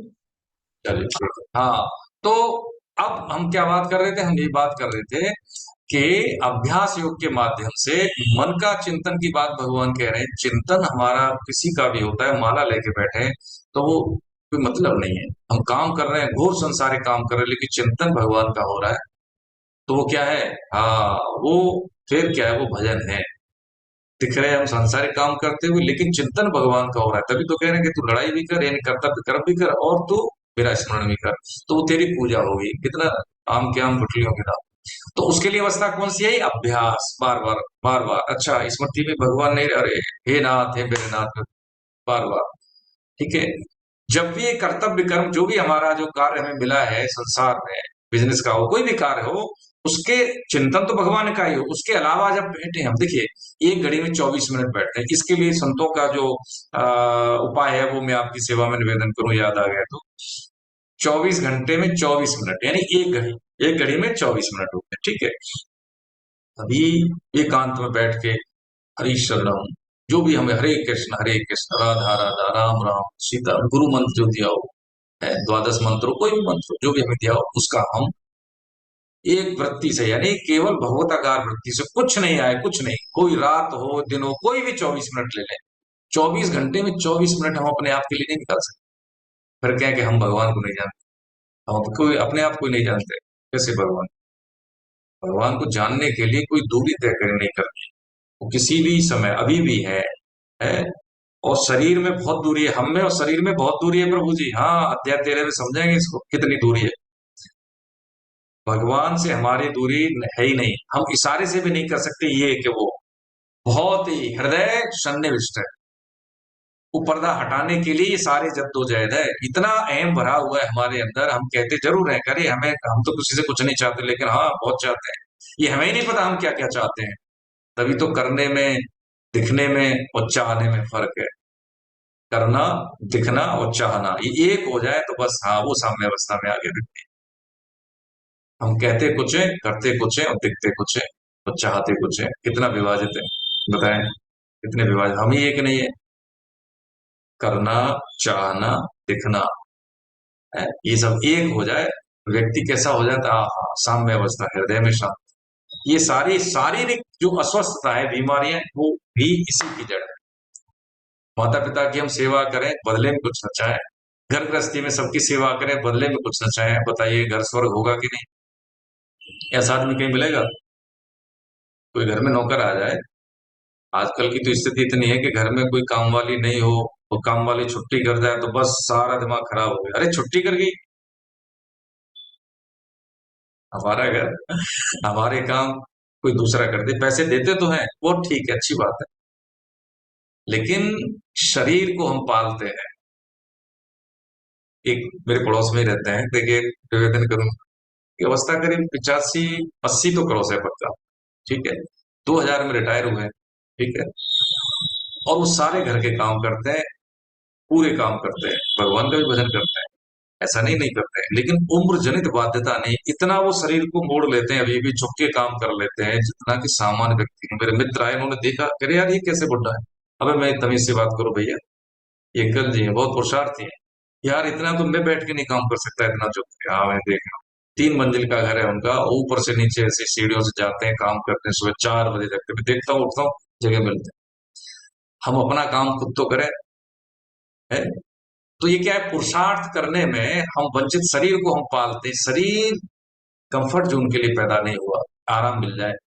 जब हमारे जीवन में, देखिए, सब कुछ ठीक चल रहा है तो हम कभी ठीक नहीं, जब तक संघर्ष नहीं मिलता, स्ट्रगल नहीं मिलता, उसको फाइट करने के लिए हम कोशिश नहीं करते, तब तक जीवन जीने का मजा नहीं आता। ऐसा नहीं कि हम ओढ़ लें परेशानी को, नहीं नहीं। प्रस्तुत कर्तव्य कर्म पूरा करने के लिए कोई प्रतिरोधकता आती है, कोई प्रतिकूलता आती है, उसको फाइट करें। सरलता नहीं ढूंढे, क्विट नहीं करें उससे, सहजता ढूंढे, चलो ऐसे नहीं, ऐसे, ये कुछ नहीं होता। मनुष्य जीवन मिला ही इसलिए, भगवान ने शक्ति दी है, सामर्थ्य दी है, संसाधन दिए, विवेक दिया है, बुद्धि दी है, क्या करना है, इसका ही करना है, इसका सदुपयोग करना है। कब करना है? अभी इसी वक्त करना है। 60 साल के हो जाएंगे, 70 साल, सब शरीर में दम नहीं रहेगी। इस शरीर को हमेशा स्वस्थ करने के लिए जितना भगवान ने समय दिया है वहां तक स्वस्थ रहे, ऐसे ही जाए पुरुषार्थ करते करते, ये कमाई। अब भोग भोगते हुए है, सब मेरे लिए है, मैं सबका भोग भोग लूं, वस्तुओं से भी व्यक्तियों से भी, सब कुछ नहीं होता इससे, शरीर का नाश ही होता है इससे। शरीर का विकास, शरीर की शुद्धि, शरीर का स्वास्थ्य कब ठीक रहता है? दूसरों की सेवा करें। ये न पति है, हम पत्नी की कैसे करेंगे? बहुत गलत ख्याल है। पति पत्नी का जो संबंध होता है वो सृष्टि संचालन के लिए होता है, दोनों एक दूसरे के पूरक। जब घर गृहस्थी बस गई तो उसमें ब्रह्मचर्य शक्ति का सदुपयोग अध्यात्म के विकास में करना चाहिए। लेकिन ये गृहस्थी का मतलब बहुत गलत अवधारणा है, भगवान बताएंगे, इसमें भी बताएंगे, ब्रह्मचर्य का बताएंगे। देखिए अध्याय में बार बार यही कह रहे हैं, लेकिन हमारी तंद्रा टूटती नहीं। हम जगे हुए हैं लेकिन सो रहे हैं, कौन जगाएगा? ऐसे व्यक्ति को कोई नहीं जगा सकता। सोए को तो जगा दें, लेकिन जागे हुए सोए नहीं जगा सकता। तो कह रहे भगवान, क्या कह रहे हैं? अभ्यास योग से युक्त और अन्य का चिंतन न करने वाले चित्त से परम दिव्य पुरुष का चिंतन करता हो। कौन है परम दिव्य पुरुष? भगवान है, परम अक्षर ब्रह्म है। शरीर छोड़ने वाला उसी को प्राप्त होता है। किसको? परमात्मा को। अच्छा, जो सर्वज्ञ अनादि सब पर शासन करने वाला है ना? कौन सा? ये 9वां श्लोक है। क्या? कि जो सर्वज्ञ, सब कुछ जानता है ना? अनादि, जिसका कभी अंत नहीं, सब पर शासन करने वाला है। शासन करने वाला का मतलब क्या है? हाँ, भगवान का विधान ऐसा है, गलत है या सही है, उसका परिणाम उसको उसी रूप में मिलता है। शासन करने का मतलब क्या है? कर्मों के विधान का भगवान ने ऐसी मतलब रचना की कि अनुकूल प्रतिकूल जो भी परिस्थिति आती वो हमारी कमाई का ही परिणाम है ना? सूक्ष्म से अत्यंत सूक्ष्म मतलब क्या है? सबका धारण, अनंत सृष्टियों को धारण करने वाले हैं और सबका पालन पोषण करने वाले वही हैं। सूर्य की तरह प्रकाश स्वरूप, यानी उन्हीं के प्रकाश से सृष्टि प्रकाशित है। ज्ञान रूप से ऐसे अचिंत्य स्वरूप का चिंतन करता है वह भक्ति युक्त मनुष्य अंत समय में अचल मन से और योग बल के द्वारा भ्रकुटी के मध्य, भ्रकुटी का मतलब जैसे जो तो आईब्रो के बीच में जो दुदली जो चक्र होता है, इसको उसकी बात कह रहे हैं। तो अंतिम जो 10 नव द्वारे, और ये हमारा शरीर 9 द्वार का है, लेकिन जो 10वें द्वार से जो प्राण का वो मतलब एग्जिट करते हैं, उनको वो बता रहे हैं। भगवान कैसे बता रहे हैं? कि जो प्राणों के नियंत्रण से सुषुम्ना नाड़ी में जो प्राणों का प्रवाह होकर के 10वें द्वार से जिनके प्राणों का निष्कासन होता है, उसको वही प्राप्ति दिव्य पुरुष यानी भगवत प्राप्ति होती है, प्राणों के संयम करने से। अभ्यास योग की बात भगवान ने यहाँ कही। जैसे देखा होगा हमारे हिंदू धर्म में होता क्या है कि जब अंत्येष्टि संस्कार करते हैं तो बेटा पिता के कपाल में क्या मारता है? स्पर्श कराते हैं। किससे? डंडे से। बांस होता है, बांस से। उसका मतलब क्या है कि वो उस चीज का घोतक है कि प्राणों का निष्कासन उनका यहां से हुआ है, ब्रह्मरंध्र से, 10वें द्वार से। लेकिन काम तो पहले से हो गया। ये तो क्या है, एक उसको रस्म कहे वही है। तो ये स्थिति देखिए, जब भगवान जी जो स्वामी जी महाराज बोल रहे थे, स्वामी परम श्रद्धेय राम सुखदास जी महाराज, ऐसे शरीर छोड़ा था जैसे कि कोई अपनी यात्रा के लिए जा रहा हो। ठीक है, जिस दिन शरीर छोड़ा था पूरा सबको प्रणाम किया और अपनी स्थिति बता दी थी कि मेरा जब शरीर पूरा हो जाए तो कुछ भी नहीं रखना है, कि आप ये सब रख दो और इसकी पूजा हो, मेरा फोटो नहीं है तो मैं ऐसा कुछ नहीं छोड़ के जाऊंगा कि जो, और मेरा जो शरीर पूरा हो जाए तो उसको संत की जो है ना कपड़े में लेके जाते हैं, उसके लिए कोई अलग से कोई वो नहीं होता आडंबर के भैया बहुत बड़ी यात्रा निकालें और बहुत बड़ा ब्रह्म भोज दें। नहीं, सामान्य सा वही जो है जो खाना पीना होता है प्रसादी, ऐसी होना चाहिए। और कुछ भी नहीं, मेरा कुछ नहीं, मेरी कोई वस्तु नहीं रहे, सब वस्तु मेरे शरीर के साथ रख दे। ऐसा ही हुआ। होश की अवस्था में महाराज जी ने सबसे विदा ली और बस अपने कर्म कमरे में जाके शरीर छोड़ दिया। और जो वहां पे वट वृक्ष के पास उनकी जो है अंत्येष्टि संस्कार किया गया था। और देखिए ऐसा ही हुआ कि जहां पे संस्कार था गंगा जी की धारा वहां से थोड़ी सी दूर थी, है तो उसी घाटी, उसी में गंगा का ही वो घाटी वो है स्थान, लेकिन वो एक धारा ऐसी आई कि जो कुछ था पूरा बहा के ले गई, सब कुछ नहीं बचा। ये सबकी स्थिति हो सकती है। जन्म कर्म च मेति, हम पढ़ते हैं जन्म कर भगवान अपने जन्म कर्मों की दिव्यता बताते, तो जन्म से हम सभी कैसे हैं, शूद्र हैं, जन्म से हम अशुद्ध हैं, लेकिन कर्म से हम वो स्थिति प्राप्त कर सकते हैं कि ब्रह्म लोक तक के हमें सारे लोग मिल सकते हैं, उससे उच्च स्थिति में जा सकते हैं। किससे? कर्म से। कर्म से ही तो सावित्री ने सत्यवान के प्राण बचा लिए, कर्म से ही तो है अनुसुईया माता ने ब्रह्मा विष्णु महेश को बच्चा बना दिया। किससे? कर्म से। कर्म से क्या नहीं हो सकता। कर्म से भगवान देखो किसके बन गए, किनसे? यशोदा माता से। किससे? कर्म से। कर्म अपने आप में जड़ है, लेकिन कर्म इस भाव से किए जाए जैसे भगवान ने बताया, निष्काम भाव से, है ना। कर्म का तो फल होता है, फल को थोड़ी छोड़ सकते हैं, लेकिन उसमें हमारी कामना नहीं होनी चाहिए कि यही हो। हमने बीज बोया गेहूं का, तो गेहूं मिलेगा, इसको कैसे त्याग सकते हैं? कर्म का त्याग नहीं होता, कर्म के फल की आसक्ति का त्याग होता है। बस यही कमाई है, यही कमाई है, कमाई यही है। वो कमाई नहीं है कि हमने कर्म किया फल मिल गया है। मैं धन कमा रहा हूं, मेरे लिए ही है? पत्नी, हाँ मेरे लिए है, बच्चे मेरे लिए हैं, मैंने किया है, मैंने पाला है, मैं कर्म दृष्टि सब भगवान के ही है, भगवान के द्वारा दिए गए, इनकी सेवा हो जाए। हमने नहीं, हमने थोड़ी कि यही बेटा आ जाए, है यही बेटी हो, यही पत्नी हो, उसके जब ये सब समझ ले हम, यहाँ पे भगवान ही समझा रहे हैं, 8वें अध्याय का प्लेटफॉर्म बना रहे हैं। उसके बाद अध्याय 9 से वो देंगे, फिर खेलेंगे, पूरे पिच पे खेलेंगे भगवान अर्जुन के साथ। देख अर्जुन, ये है सृष्टि, ये है कर्म। अभी क्या है, हम छोटे से सर्किल में खेल रहे हैं, ये मेरा है, ये मेरा नहीं, ये मेरा है, नहीं। इतना सर्किल छोटा होते होते केवल पति पत्नी और बच्चे, माँ बाप भी नहीं हो सर्किल। ऐसे व्यक्ति को हम जानते हैं क्या? बिल्कुल नहीं जानते, सृष्टि में है या नहीं। हम अपनी स्थिति देखें, अभी हम समझेंगे चतुर्युगी, अभी हम समझेंगे लोगों की, तब देखेंगे हमारी सृष्टि में स्थिति क्या है। कोई कदी नहीं है महाराज, तिनके के बराबर भी कद नहीं हमारे को, लेकिन हमारा अहम कितना क्या है कि हम इतने ऊंचे, इतने बड़े हैं कि अपने अहम के सब नीचे, हमारे अहम के नीचे सब दिखते हैं। ऐसी स्थिति में शब्द ज्ञान हो जाने से है प्रेतात्मा बनते हैं। शब्द ज्ञान, जीलाल सोचे कि मेरे को बहुत आता है, 2 किताब पढ़ने के बाद, तो बहुत बड़ी गलत गलत फहमी है। भगवत कृपा से आप जैसे भगवत जनों की सेवा में बैठने का मौका मिला है। भगवत चर्चा हो रही इसलिए वंदनीय प्रणाम करने, चरण वंदन इसलिए करते हैं कि आपके होने से भगवत चर्चा होती है। प्रभु कृपा है कितनी है, और ये अहम पालने बस हो गया पता। यही स्थिति को संभल के साधक को ये डर है, गुरु डर है ना, और जगत डर, ये ऐसे डर हैं, ये डर करने में सार है ना। और ये जो डर है, ये डर ऐसा होना चाहिए गलती से भी गलती ना हो जाए, सावधानी है। सावधानी, डर का मतलब है सावधानी से है। बाकी तो जन्म मृत्यु जरा व्याधि, इनसे तो हमें डरना नहीं, ये गीता पात्रता तो यही देती है। तो यहाँ पे ये जो एग्जिट करने की स्थिति बताई कि यदि जो अभ्यास योग के माध्यम से प्राणों को साधने का मतलब है, हम समझ लें, सामान्य रूप से समझ लें, थोड़ा सा सामान्य जानकारी ले लें कि हमारी 3 नाड़ियां होती मुख्यतः। नाड़ियां तो बहुत हैं, हजारों में 72,000 बताई जाती, लेकिन मुख्यतः 3 नाड़ी समझ लें, इड़ा पिंगला सुषुम्ना। ठीक है, सूर्य चंद्र स्वर, सूर्य चंद्र और बीच में होती है सुषुम्ना, जिसको सुखमना नाड़ी भी कहते हैं। तो नाड़ियां कैसे होती है, एक दूसरे सर्पिलाकार में, इस तरह से जो भी शरीर के 7 चक्र होते हैं उनके माध्यम से यहां तक पहुंचती है वो। ठीक है, बीच में सीधी होती है सुषुम्ना नाड़ी।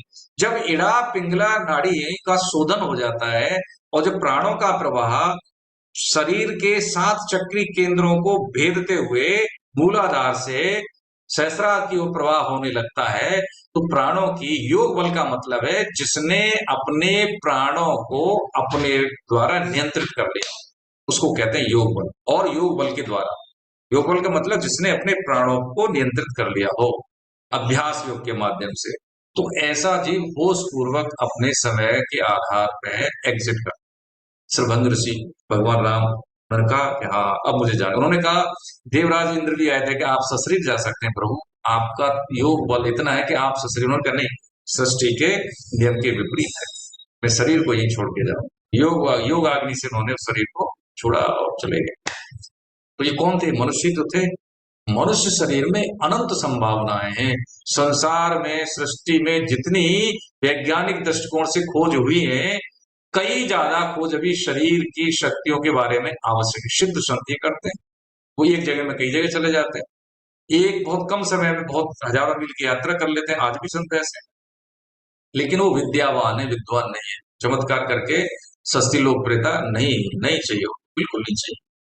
तो कहते हैं कि प्राणों की अच्छी तरह से प्रविष्ट करके शरीर छोड़ने पर उस परम दिव्य पुरुष को, ऐसा भगवान ने ये बताया। एक तरीका तो ये बता दिया अभ्यास योग का। दूसरा तरीका बता रहे हैं यहाँ पे, अब कौन सा 11वां श्लोक पढ़े कोई प्रभु जी? हरे कृष्ण 11वां। अब मैं बता दूं,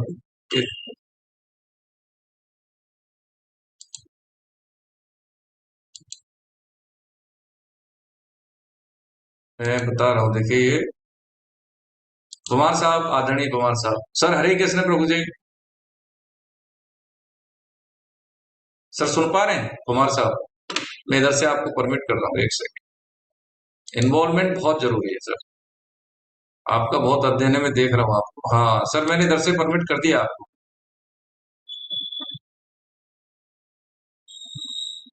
सर बोले हरे कृष्ण सर।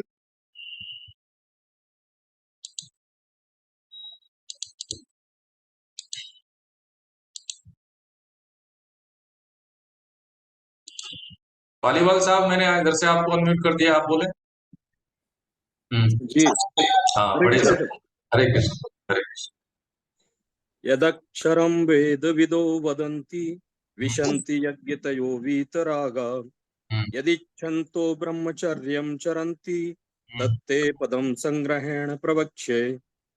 वेदवेत्ता लोग जिसको अक्षर कहते हैं, वीतराग यदि जिसको प्राप्त करते हैं, और साधक जिसकी प्राप्ति की इच्छा करते हुए ब्रह्मचर्य का पालन करते हैं, वह पद मैं तेरे लिए संक्षेप में कहूंगा। देखिए हरे कृष्ण, अब इसे श्लोक में भगवान बता रहे हैं कि निर्गुण निराकार की बात बता रहे हैं, इसकी प्राप्ति के उपाय बता दिए उन्होंने। वेद वेत्ता लोग है, जिसको अक्षर कहते हैं, जिसका कभी क्षय नहीं होता। वीतराग, यति, यति का मतलब साधक से यहाँ पे, वीतराग जिसका राग का राग रहित हो जाना, वीतराग। और साधक जिसकी प्राप्ति की इच्छा करते हुए ब्रह्मचर्य का पालन करते हैं, वो पद में तेरे लिए संक्षेप से कहूँ, वही बात मैं तेरे को बताऊंगा आगे, है। जिसकी प्राप्ति की इच्छा करते हुए ब्रह्मचर्य का पालन करते हैं। अब देखिए ब्रह्मचर्य शब्द यहाँ आया, भक्ति के लिए भी आया, कर्मयोग के लिए भी आया, और इसमें यहाँ पे भी आया, अभ्यास योग में भी आया है। निर्गुण निराकार उपासक के लिए ब्रह्मचर्य शक्ति वो मूल शक्ति है जिसके माध्यम से हम अपने ऊर्जा को ऊर्ध्वगामी करते हैं। अपने ब्रह्मचर्य शक्ति के सदुपयोग से हम अपने चिंतन को शुद्ध करते हैं। हम किसी भी अवस्था में, शरीर वृद्ध होता है, शरीर की क्षमता में कमी आती है, लेकिन मन की क्षमता कभी कम नहीं होती। यही कारण है कि आयु अधिक होने पर भी कभी कभी वृद्धावस्था में भी कुछ न कुछ कुसंग के कारण, गलत चिंतन के कारण वो असामाजिक कार्य कर देते हैं। कहते हैं अरे इतनी अवस्था में, अरे आप तो इतने बड़े बुजुर्ग होते हो, ऐसी बात कह दी, ऐसा काम कर दिया। कारण कारण शरीर तो वृद्ध हो गया, शरीर में तो क्षमता नहीं, लेकिन मन की जो गति कैसी है, अविचल है, विचलित कर सॉरी विचलित है। और दूसरा क्या है, मन इंद्रियों के संयोग के कारण, बुद्धि में हमारा एक निश्चय का है नहीं, बुद्धि मन ने अनुगामी बना ली। तो क्या करते हैं, शरीर वृद्ध है लेकिन मन तो उतना ही है, ठीक उतना ही है ताकतवर, वो घसीट ले जाता है और व्यक्ति का पतन हो जाता है। तो कहते हैं ब्रह्मचर्य शक्ति के यम और नियम की साधना से जीवन के आरंभिक काल में कोई व्यक्ति, जैसे हमारी संस्कार रहे उस पर ध्यान करके ही हम अपना जीवन जी ले, काम भर की बातें समझ ले, तो व्यक्ति कम से कम पतित अवस्था में नहीं पहुंचता उसमें, है ना। ब्रह्मचर्य का पालन करते, वह पद में तेरे लिए संक्षेप में कहूं, ऐसा भगवान ने उपाय बताया। किसका? निर्गुण निराकार से प्राप्त रास्ते का उपाय ही बताया। दूसरा भगवान बता रहे 12वें श्लोक में, 12वां श्लोक पढ़े। हाँ प्रदीप सर, प्रदीप शर्मा साहब। 12वां श्लोक, 12वें श्लोक में, हाँ इसका फल बताएंगे 12वें श्लोक में। हाँ त्याराणि संयम्य मनोहृति निरुध्य च मूर्धन्यादायात्मनः प्राणामास्थितो योगधारणाम् ॐ इत्येकाक्षरं ब्रह्म व्याहरन् मामनुस्मरन् य प्रयाति त्यज्य देहं स याति परमां गतिम। इंद्रियों के संपूर्ण द्वारों को रोककर मन का हृदय में निरोध करके और अपने प्राणों को मस्तक में स्थापित करके योग धारणा में सम्यक प्रकार से स्थित हुआ जो साधक ओम इस एक अक्षर ब्रह्म का मानसिक उच्चारण और मेरा स्मरण करता हुआ शरीर को छोड़कर जाता है वह परम गति को प्राप्त होता है। हरे आपकी तरफ से डिस्टरबेंस बहुत है मैडम। हाँ, अब आदरणीय पवार साहब से देखिए सर, आपको अनम्यूट इधर से कर दिया है और आप भी अनम्यूट हैं, ठीक है। तो इसकी सर व्याख्या आप समझाइए, हम आपसे सुनना चाहेंगे। 12 और 13 प्रभु कुछ खर्च कर दो सर। बिल्कुल, ये पद मैं तेरे लिए संक्षेप से कहूंगा।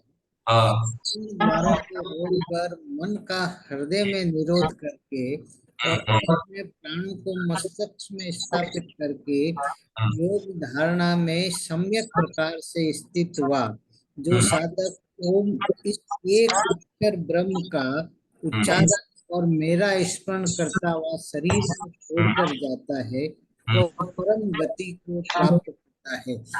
कि ओम का तो उच्चारण और ओम का ही मन में ध्यान और ओम जो है वो हृदय में स्थापित हो जाए और हृदय से और मन से और बुद्धि से स्मरण करता हुआ अगर मनुष्य शरीर को छोड़ सकता है, यानी कि ओम की जो स्थिति है वो वेखरी मध्यमा पश्यंती से परा हो जाए और परम भाव में ओम स्थापित हो जाए, तो वह जो है इस ओम के उच्चारण मात्र से मेरे परम को प्राप्त हो जाता है। देखिए सर ने जो बताया है, जो 3 शब्दावली बताई है, ये सामान्य भाषा में भी समझ लें कि जैसे घड़े में सुराख कर दें और उसको हम भरें तो वो नहीं जाता।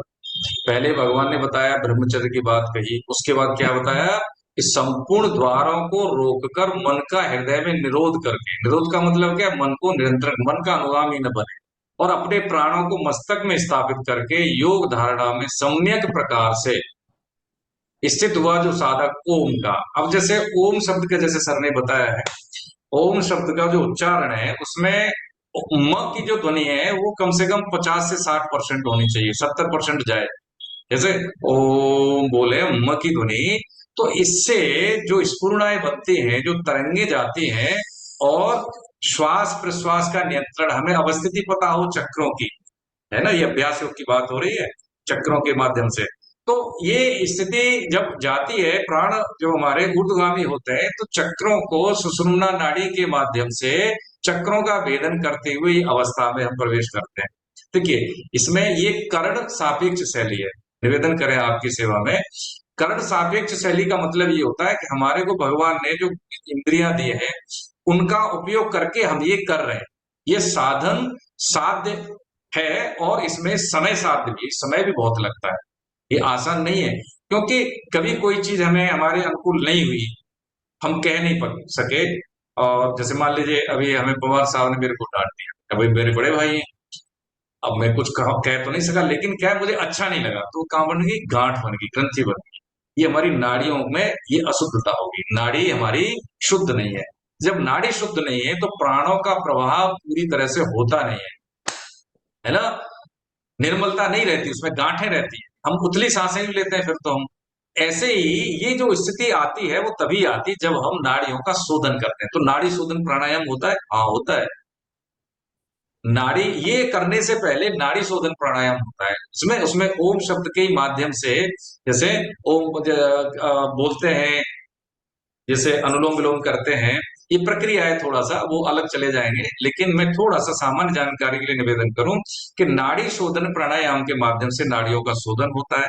जब नाड़ियों का शोधन होता है तो प्राणों का प्रवाह ऊर्ध्व गति से चलता है ओम शब्द के माध्यम से, तो उसी में उच्चारण और मेरा स्मरण करता हुआ शरीर को छोड़कर जाता है, वो परम गति को प्राप्त करता है। ये अभ्यास योग की बात है। देखिए अभ्यास योग की बात ये कह रहे हैं तो भगवान ये नहीं कह रहे कि यही करना है सबको, ना ना, सब बात बता रहे हैं। लास्ट में वो कहेंगे देख सरल उपाय क्या है, तो उसकी तरफ जा रहे हैं अभी उन्होंने ये बता दिया, ठीक है, कि ये ऐसे भी होता है तत्व की प्राप्ति। ये बहुत समय साध्य भी है, साधन साध्य भी है, कर्ण सापेक्ष है। कर्ण निरपेक्ष का मतलब क्या है? जिसमें कुछ नहीं करना पड़े। बच्चे को कुछ क्या करना है? मम्मी मम्मी चिल्लाता है वो, माता मम्मी जो भी कहे, उसके बाद सारी जिम्मेदारी, बच्चे बीमार हो जाए तो दवा माँ खाए, ठीक है, गंदा हो जाए तो साफ करे, करना क्या? बस चिल्ला देना, उसको कुछ नहीं करना है। वो उपाय भगवान आगे बताएंगे। आगे जो 14वां श्लोक है, हरे कृष्ण, पढ़े कोई? मैं इधर से कविता मैडम, हरे कृष्ण, पढ़िए मैम 14वां। सगुण साकार की बात भगवान बताएंगे यहाँ पे। हाँ पढ़िए। हाँ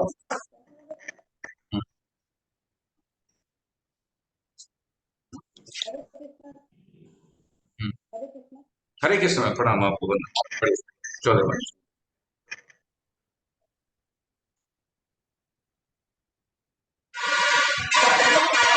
हाँ 14वां पढ़ 14।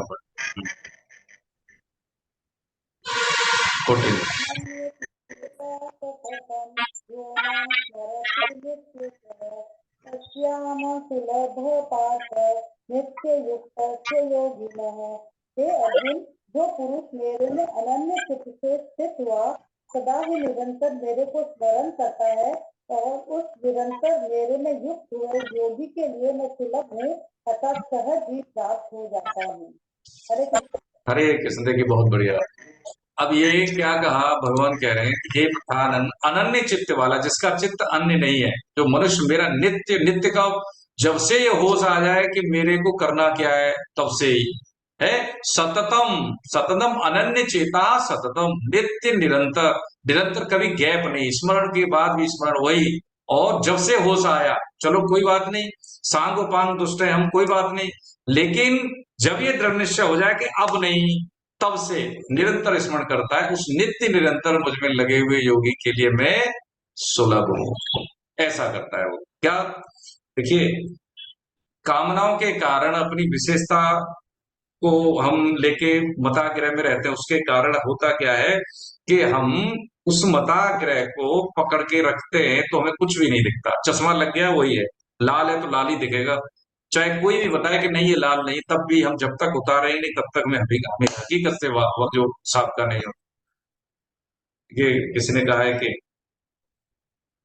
न सही चाहता हूं न गलत चाहता हूं, न सही चाहता हूं न गलत चाहता हूं, जो तुम चाहते हो वही चाहता हूं।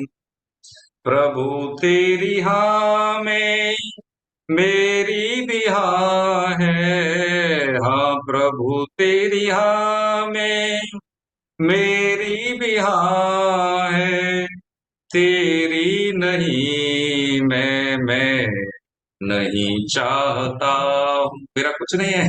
आप कहते हो अच्छा है तो ठीक है, परिस्थिति बुरी आई तो ठीक है, प्रभु आपने भेजी है, ये भी भगवान जो है विपरीत परिस्थिति हमारे को शुद्ध करने के लिए भेजते हैं। देखिए, स्वर्ग और नरक दोनों ही में व्यक्ति अपनी कामनाओं के कारण, कर्मों के कारण जाता है, लेकिन भगवान ने स्वर्ग भी बनाया है कामनाओं की पूर्ति के लिए, और नरक भी बनाया उसको शुद्ध करने के लिए। ये दोनों ही स्वर्ग नरक जीव के कल्याण के लिए, ये अंत तो गत्वा, बंधन रहित होके व्यक्ति अंत में जाता उधर ही है। तो भगवान यहाँ कहते हैं कि अनन्य चित्त वाला जो नित्य निरंतर है, निरंतर कब होगा? जब नित्य हो जाए, होश हो जाए कि अब ऐसा नहीं, अब भी यही करूंगा, तब से वो अनन्य है। चेता सततम यो माम स्मृति नित्यशः, है ना, मुझे नित्य निरंतर स्मरण करता है। उस नित्य निरंतर मुझ में लगे हुए योगी के लिए, योगी का मतलब वही है कि योग नित्य निरंतर भगवान से योग योजन, है ना, मैं सुलभ हूं, बहुत सरल, मतलब उसमें कुछ करना ही नहीं है, इसमें कोई भविष्य ही नहीं रहा ना, फिर इसमें कभी भविष्य नहीं रहा। और जो इससे पहले हमने जो साधन समझा था वो क्या है, इसमें बहुत समय लगेगा, कष्टकारी है, हमें समझ ही नहीं आएगा। ये प्राण अपान क्या है, प्राण को अपान में कैसे जोड़े, ये शरीर, ये चक्र क्या है, ये नहीं पता है। लेकिन ऐसा करने से क्या, ये सारा ज्ञान प्रकट हो जाएगा। ये अंतिम विद्या है, यही विद्या है। ये हम अपने बल से करने की कोशिश कर रहे हैं तो वहां पे पतन जरूर है, लेकिन ये क्या है, हम निर्बल के बलराम, है ना। निर्बल का मतलब है जिसको संसार का कोई बल का सहारा नहीं, अपने पन का बल का होश नहीं, उसके बल कौन है? भगवान है। तो कह रहे उसके लिए मैं भैया सुलभ हूं, उसको सुलभता से मैं प्राप्त भी हो जाता हूं। बस ऐसा भगवान ने क्या किया, ये सब बताने के बाद में कंक्लूड क्या किया कि देख ये कार्य ऐसा है, यही करना चाहिए, सबको करना चाहिए। हम अपने शब्द ज्ञान के कारण, हम अपने मताग्रह के कारण, है ना, और हम अपने करने के वेग के कारण पूरा जीवन ऐसे ही घसीटते जाते हैं, अध्यवसाय करते हैं, मेहनत करते हैं, अंत में थक जाते हैं और ऐसी जीवात्मा निकल जाती है तरफ। तो एक बात समझें कि जब हम सो जाते हैं तो ऊर्जा का संग्रह होता है कि नहीं होता है? सोते हैं तो जग जाते हैं तो ऊर्जा का क्षरण वहीं से शुरू हो जाता है। बस यही है, कहीं पे तो हम ठहरे हैं, पहले सुलझ के समझ लें, होश पूर्वक, है ना, पूरे जोश में ही नहीं रहे सारी जिंदगी। कब तक प्रश्न करते रहेंगे, कब तक? कभी ठहर के, कभी 24 घंटे में 24 मिनट हम रोज अपने आप को दें, है ना, भगवान नाम। नहीं समझ में आ रहा कुछ नहीं, ये करके देख लें प्रभु जी। छोटी सी उपाय है ये, छोटी सी, मतलब कि जब कभी हमें विपरीत परिस्थिति आए और हम घबराए नहीं, भगवान का नाम न छूटे, लेते रहे, जो भी हम लें, जो भी श्रद्धा है हमारी, जो भी हम नाम लें, और जब खुशी आए तब भी हमारा नहीं छूटे, हम जो बहक न जाए, हमारे पैर जमीन पर है, अनुकूलता आ रही है तो फिर भी भगवान नाम न छूटे। पक्की बात है, हृदय में शांति रहेगी। कभी फिर अगर कोई विपरीत परिस्थिति आती है तो मन विचलित नहीं रहेगा, होश रहेगा हमें करना क्या है। मन में अंदर से कभी भी मतलब जलन नहीं होगी, भय नहीं रहेगा, निर्भयता रहेगी। छोटा सा प्रयास है ये। यदि दोनों अवस्था में हम भगवत स्मृति रही तो ये पक्की बात है, करके देख लें, जीवन में आनंद रहेगा, न प्रसन्नता न खिन्नता। विपरीत से खिन्न न हो, अनुकूलता से प्रसन्न इतने न हो जाए कि हम अपने कर्तव्य कर्म को ही भूल जाए, भगवत स्मृति भी न रहे स्मृति में, ऐसा न रहे। तो जब दोनों स्थिति में भगवान का नाम स्मरण करते हैं तो हमारी स्थिति तीसरी अवस्था की हो जाती है। उस तीसरी अवस्था में होता क्या है कि उस तीसरी अवस्था में यही होता है कि व्यक्ति अपने आप को पहचानने के रास्ते पे, मेरा कौन है संसार में, मैं कहाँ से आ गया हूँ, अरे मैं इल्म में ही उलझा रहूंगा, मेरे पूर्वज नहीं रहे, हम भी नहीं रहेंगे, हम क्या कर रहे हैं? अब तक तो यही रहा है, कितने शरीर पाए हमने, इस मन में, इस अंतःकरण में कितने जन्मों के कुसंस्कार भरे पड़े हैं। हम सोचे कि हम 10 साल से कर रहे हैं, और 10 साल से करते करते भी कुसंग भी कर रहे हैं। गंगा नहाए, कीचड़ में घुसे, कोई मतलब रहा गंगा नहाने से? तभी गोस्वामी जी कहते हैं बिगड़ी जन्म करने की सुधरे अभी। आज भगवान गीता में भी कहते हैं कि अंतिम जन्म है मेरी तरफ से, समझा हमने अध्याय 7।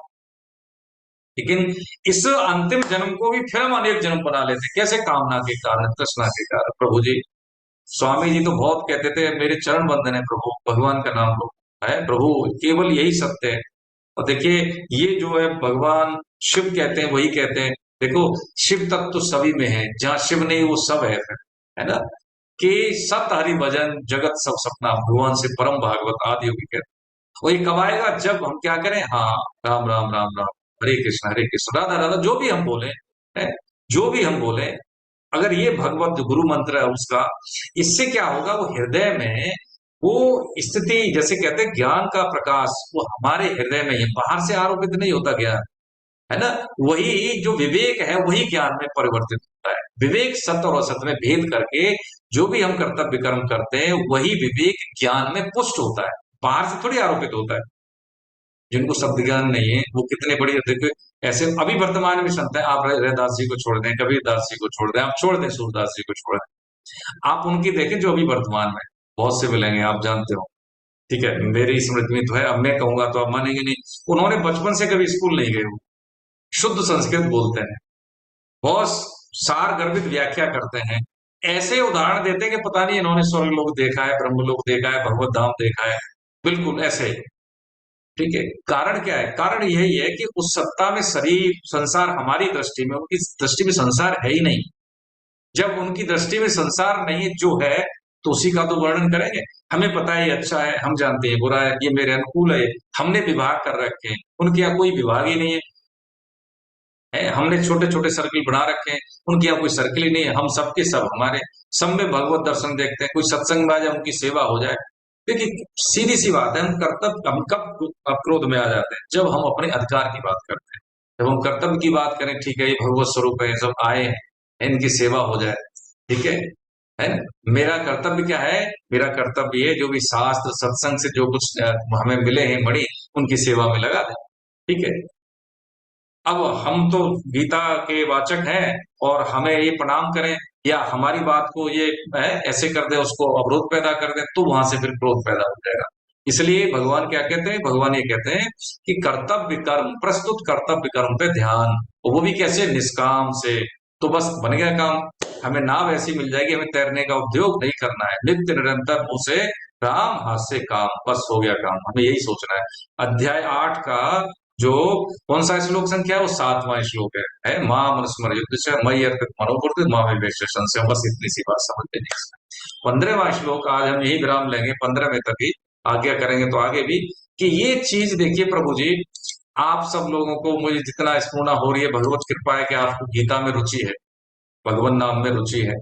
ये सबसे बड़ा प्रमाण है कि भगवत प्राप्ति इसी जीवन में हो जाएगी, इसमें कोई शंका नहीं है। भगवान नाम में रुचि, गीता जैसे ग्रंथ से हमारा परिचय हो गया, तो ये बात सुलझ के समझने की है कि गीता को पढ़ने से ज्यादा जरूरी है गीता को कई लोगों तक, जितना सामर्थ्य है वहां तक पहुंचा। पढ़ने से समझ में आएगी नहीं, करके देख लें। आपके क्लास में कई ऐसे प्रबुद्ध जन हैं कि जिन्होंने सेमिनार के माध्यम से या पुस्तक वितरण के माध्यम से, क्लास में लाने के माध्यम से कई लोगों को जोड़ा। तो जो भाव पैदा हो जाते हैं कि जो बच्चा अपने पिताजी का काम करता है ना, तो वो स्वभावतः वो प्रिय हो जाता है कि मुझे करना था, बेटे ने कर दिया। और कोई कई बार कहने के बाद भी नहीं करे, उसकी स्थिति हम सब जानते हैं, सांसारिक पिताजी की बात हो रही है। भगवान ये कहते हैं कि 68 और 69 जो अध्याय 18 का है बात की बात, लेकिन इसको जीवन में हमें पहले उतारना चाहिए। ऐसा नहीं अध्याय 18 की बात बाद में कहना, ना ना ना, ये पहले वाली बात है। स्वामी जी और जो सेठ जी है, महाराज जो भाई जी महाराज जी, तीनों का यही वचन रहा है कि अधिकतम लोगों का अधिकतम कल्याण कैसे हो सकता है, हम उसमें सेवा में लग जाए। ठीक है, गीता के भावों तक लोगों को पहुंचाना हमारी जिम्मेदारी परिवार की है। हमको अपने बच्चों को शिक्षा दें, उनकी एनर्जी है, उनका कैपेसिटी कैपेबिलिटी, वो कभी है ऐसे नहीं हो कि हमारा इंजीनियरिंग में नहीं हुआ तो हम आत्महत्या कर ले, ऐसी स्थिति बताए। क्या पढ़ाई लिखाई है, पढ़ाई वो क्या शिक्षा, वो कैसी शिक्षा जो प्रेशर दे दे। जिंदगी में प्लेजर आए वही तो शिक्षा है। खुशी क्यों नहीं है? हम बहुत बड़े इंजीनियर बन गए, बहुत बड़ी पद प्रतिष्ठा होने के बाद भी हम प्रसन्न नहीं है, क्यों नहीं है? चेहरे पे हंसी आती नहीं, कोई हंसता हुआ दिखाई दे तो लगता है पागल है, क्यों हंस रहा है ना? तो ऐसी अवस्था आने के लिए जरूर है जीवन जीने की कला हम विकसित करें। तो भगवान यहाँ पे 15वें श्लोक में क्या कहते हैं, महात्मा लोग मुझे प्राप्त करके दुखालय अर्थात दुखों के घर और अशाश्वत अर्थात निरंतर बदलने वाले पुनर्जन्म को प्राप्त नहीं होते, क्योंकि वे परम सिद्धि को प्राप्त हो गए, अर्थात उनको परम प्रेम की प्राप्ति हो गई है।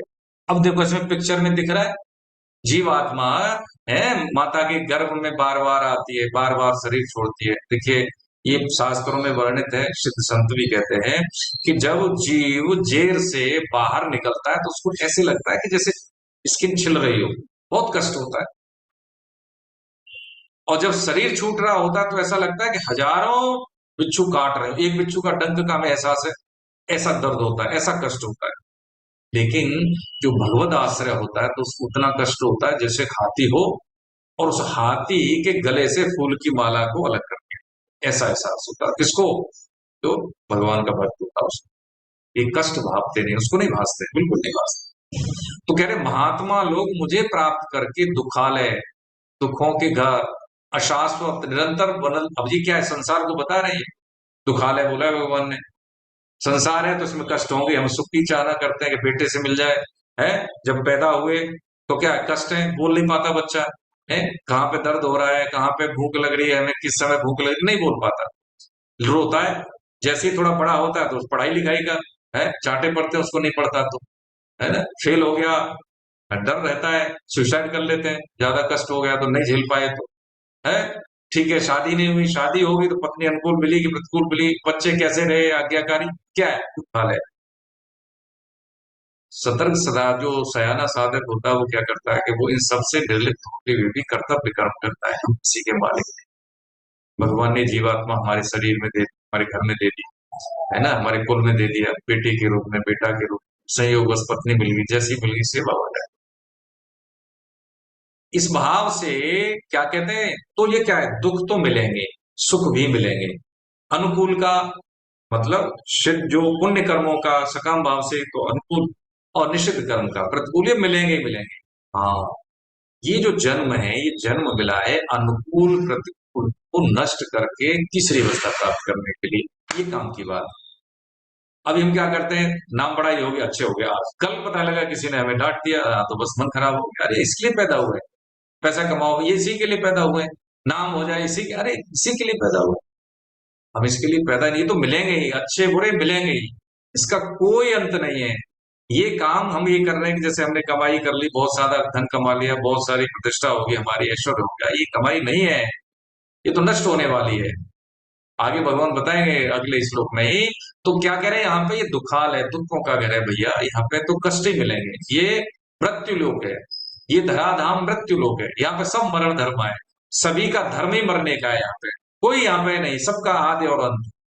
फिर अब निरंतर बदलने वाले पुनर्जन्म को प्राप्त होते हैं, कामनाएं रही ठीक है, तृष्णाएं रही तो ठीक है, चल ठीक है, ये शरीर ले ले, बंधन हो गया ठीक है भैया, फिर बंध के आ जाए इसी संसार में, चाहे पुण्य कर्मों से या फिर निषिद्ध कर्मों से, बंधन तो होता ही है। जब निषिद्ध कर्म कहते हैं तो यातना शरीर मिलता है, नरक में जाते हैं, जब पुण्य कर्म करते हैं तो देवलोक उच्च लोक मिल जाते हैं। अब जैसे अब मान लीजिए आपका हो गया, होटल में रुके, ठीक है, पैसा है तब तक रुक रहे हैं, उसके बाद हम निकाल दिए जाएंगे, है जब जाते समय सलूट किया उसने, वही हमें पकड़ के बाहर निकला, क्यों, क्या पैसा खत्म हो गया। पुण्य कर्म के आधार पर मिले हुए कुछ लोग बस ऐसे ही हैं, उनके गले में माला होती है, जैसे उनके पुण्य कर्म कर्म जो समाप्त होते हैं तो माला वो सूखने लगती है, ये प्रमाण है कि अब तुम्हारा समय यहाँ से समाप्त होने वाला है, और धक्का देके निकाल दिए जाते हैं। अब बताइए,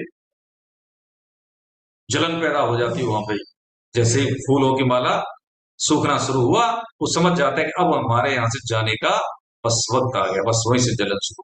बताइए, विचार समाप्त हो गया, बस एक बात, हम नहीं फोन नहीं कर सकते जी, बिल्कुल नहीं कर सकते, बस यही स्थिति। बंधन दोनों ही है, एक सोने की चैन है तो एक लोहे की, बंधन दोनों में ही है, इसलिए ब्रह्मलोक तक के सुख भी आने जाने वाले हैं, वो भी नश्वर हैं। तो भगवान कहते हैं परम सिद्धि को जो प्राप्त होता है, परम सिद्धि का मतलब यहाँ पे वो सिद्धि नहीं, अष्ट सिद्धि नवनिधि वाली नहीं, लगिमा गरिमा अड़िमा ये नहीं, सिद्धि कौन सी, हाँ, जो परम धाम को प्राप्त कर लेता है, जिसका साक्षात्कार भगवान से हो जाता है, वो परम सिद्धि है। बस उसको फिर कभी आना जाना नहीं पड़ता, हाँ आना पड़ता है, कैसे, भगवान की आज्ञा से आए, भगवान का कार्य करने के लिए, भगवान शंकराचार्य, विवेकानंद जी महाराज, परमहंस रामकृष्ण, कबीरदास जी, रहदास जी, मीराबाई, ये तमाम पर ये जो भगवान के जनित है, सर्जरी भाव से आते, भगवान के काम करते हैं। जेल में मजिस्ट्रेट जाए तो किस भाव से जाता है, बस ऐसे आते हैं, वो हमारी तरह कर्मों के बंधन से नहीं आते, वो कर्मों के बंधन से मुक्त कराने वाले बन के आते हैं, ऐसे आते हैं, ऐसा भगवान ने कहा। अब भगवान 16वें श्लोक में क्या कहते हैं, देखिए 16वां श्लोक, हाँ कोई पढ़े, प्रभु जी, कैलाश साहब, हरे कृष्ण प्रभु जी, दर्शन हो रहे हैं प्रभु जी आपके, हाँ सर मैंने इधर से आपको अनम्यूट कर दिया, हाँ करिए सर।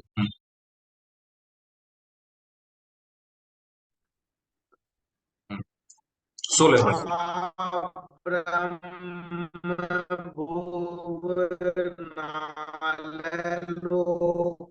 आपकी आवाज डिस्टर्ब हो रही है।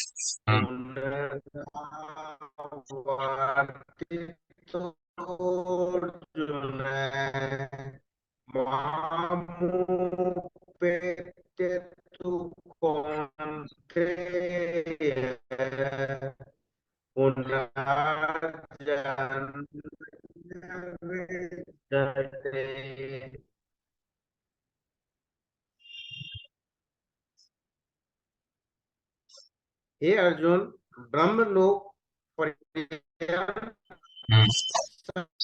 लोग पुनरावर्ती है, परंतु हे कुंती पुत्र, मुझको प्राप्त होकर पुनर्जन्म नहीं होता, क्योंकि मैं कालातीत हूँ, और ये सब ब्रह्मा जी के लोक काल के द्वारा सीमित होने से अनित्य है।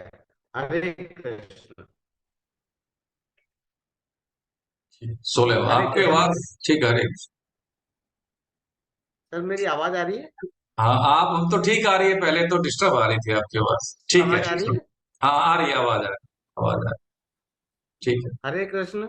हाँ हरे कृष्ण, हरे कृष्ण, बताएं सर।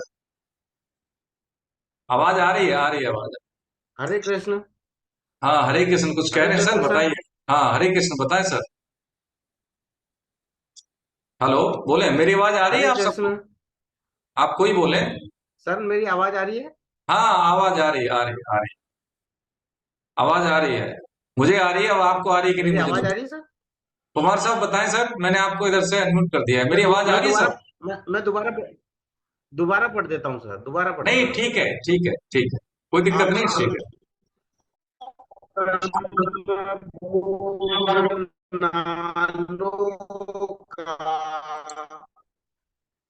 जी सर, सर, जी सर। ठीक है, ठीक, आवाज आ रही है ना सर मेरी? हाँ, हाँ। मैं दोबारा पढ़ देता हूँ। नहीं सर, वो पढ़ दिया, आवाज आ रही है, ठीक है, कोई बात नहीं, अब आगे हाँ, बढ़ते हैं, मेरे ठीक को है। आ रही है सर। हाँ, ठीक है। इसमें कहते हैं, भगवान कह रहे हैं, हे अर्जुन, ब्रह्मलोक तक मैं सभी दोबारा लोग। पढ़ दूँ? नहीं नहीं सर, नहीं दोबारा नहीं पढ़ दूँ? नहीं, नहीं नहीं, ब्रह्मलोक तक के दोबारा सब। पढ़ दूँ? सर नहीं नहीं नहीं, आवश्यकता नहीं, है ना? हाँ, आ रही है सर, आ रही है। हाँ, ब्रह्मलोक तक के सभी लोग। ब्रह्म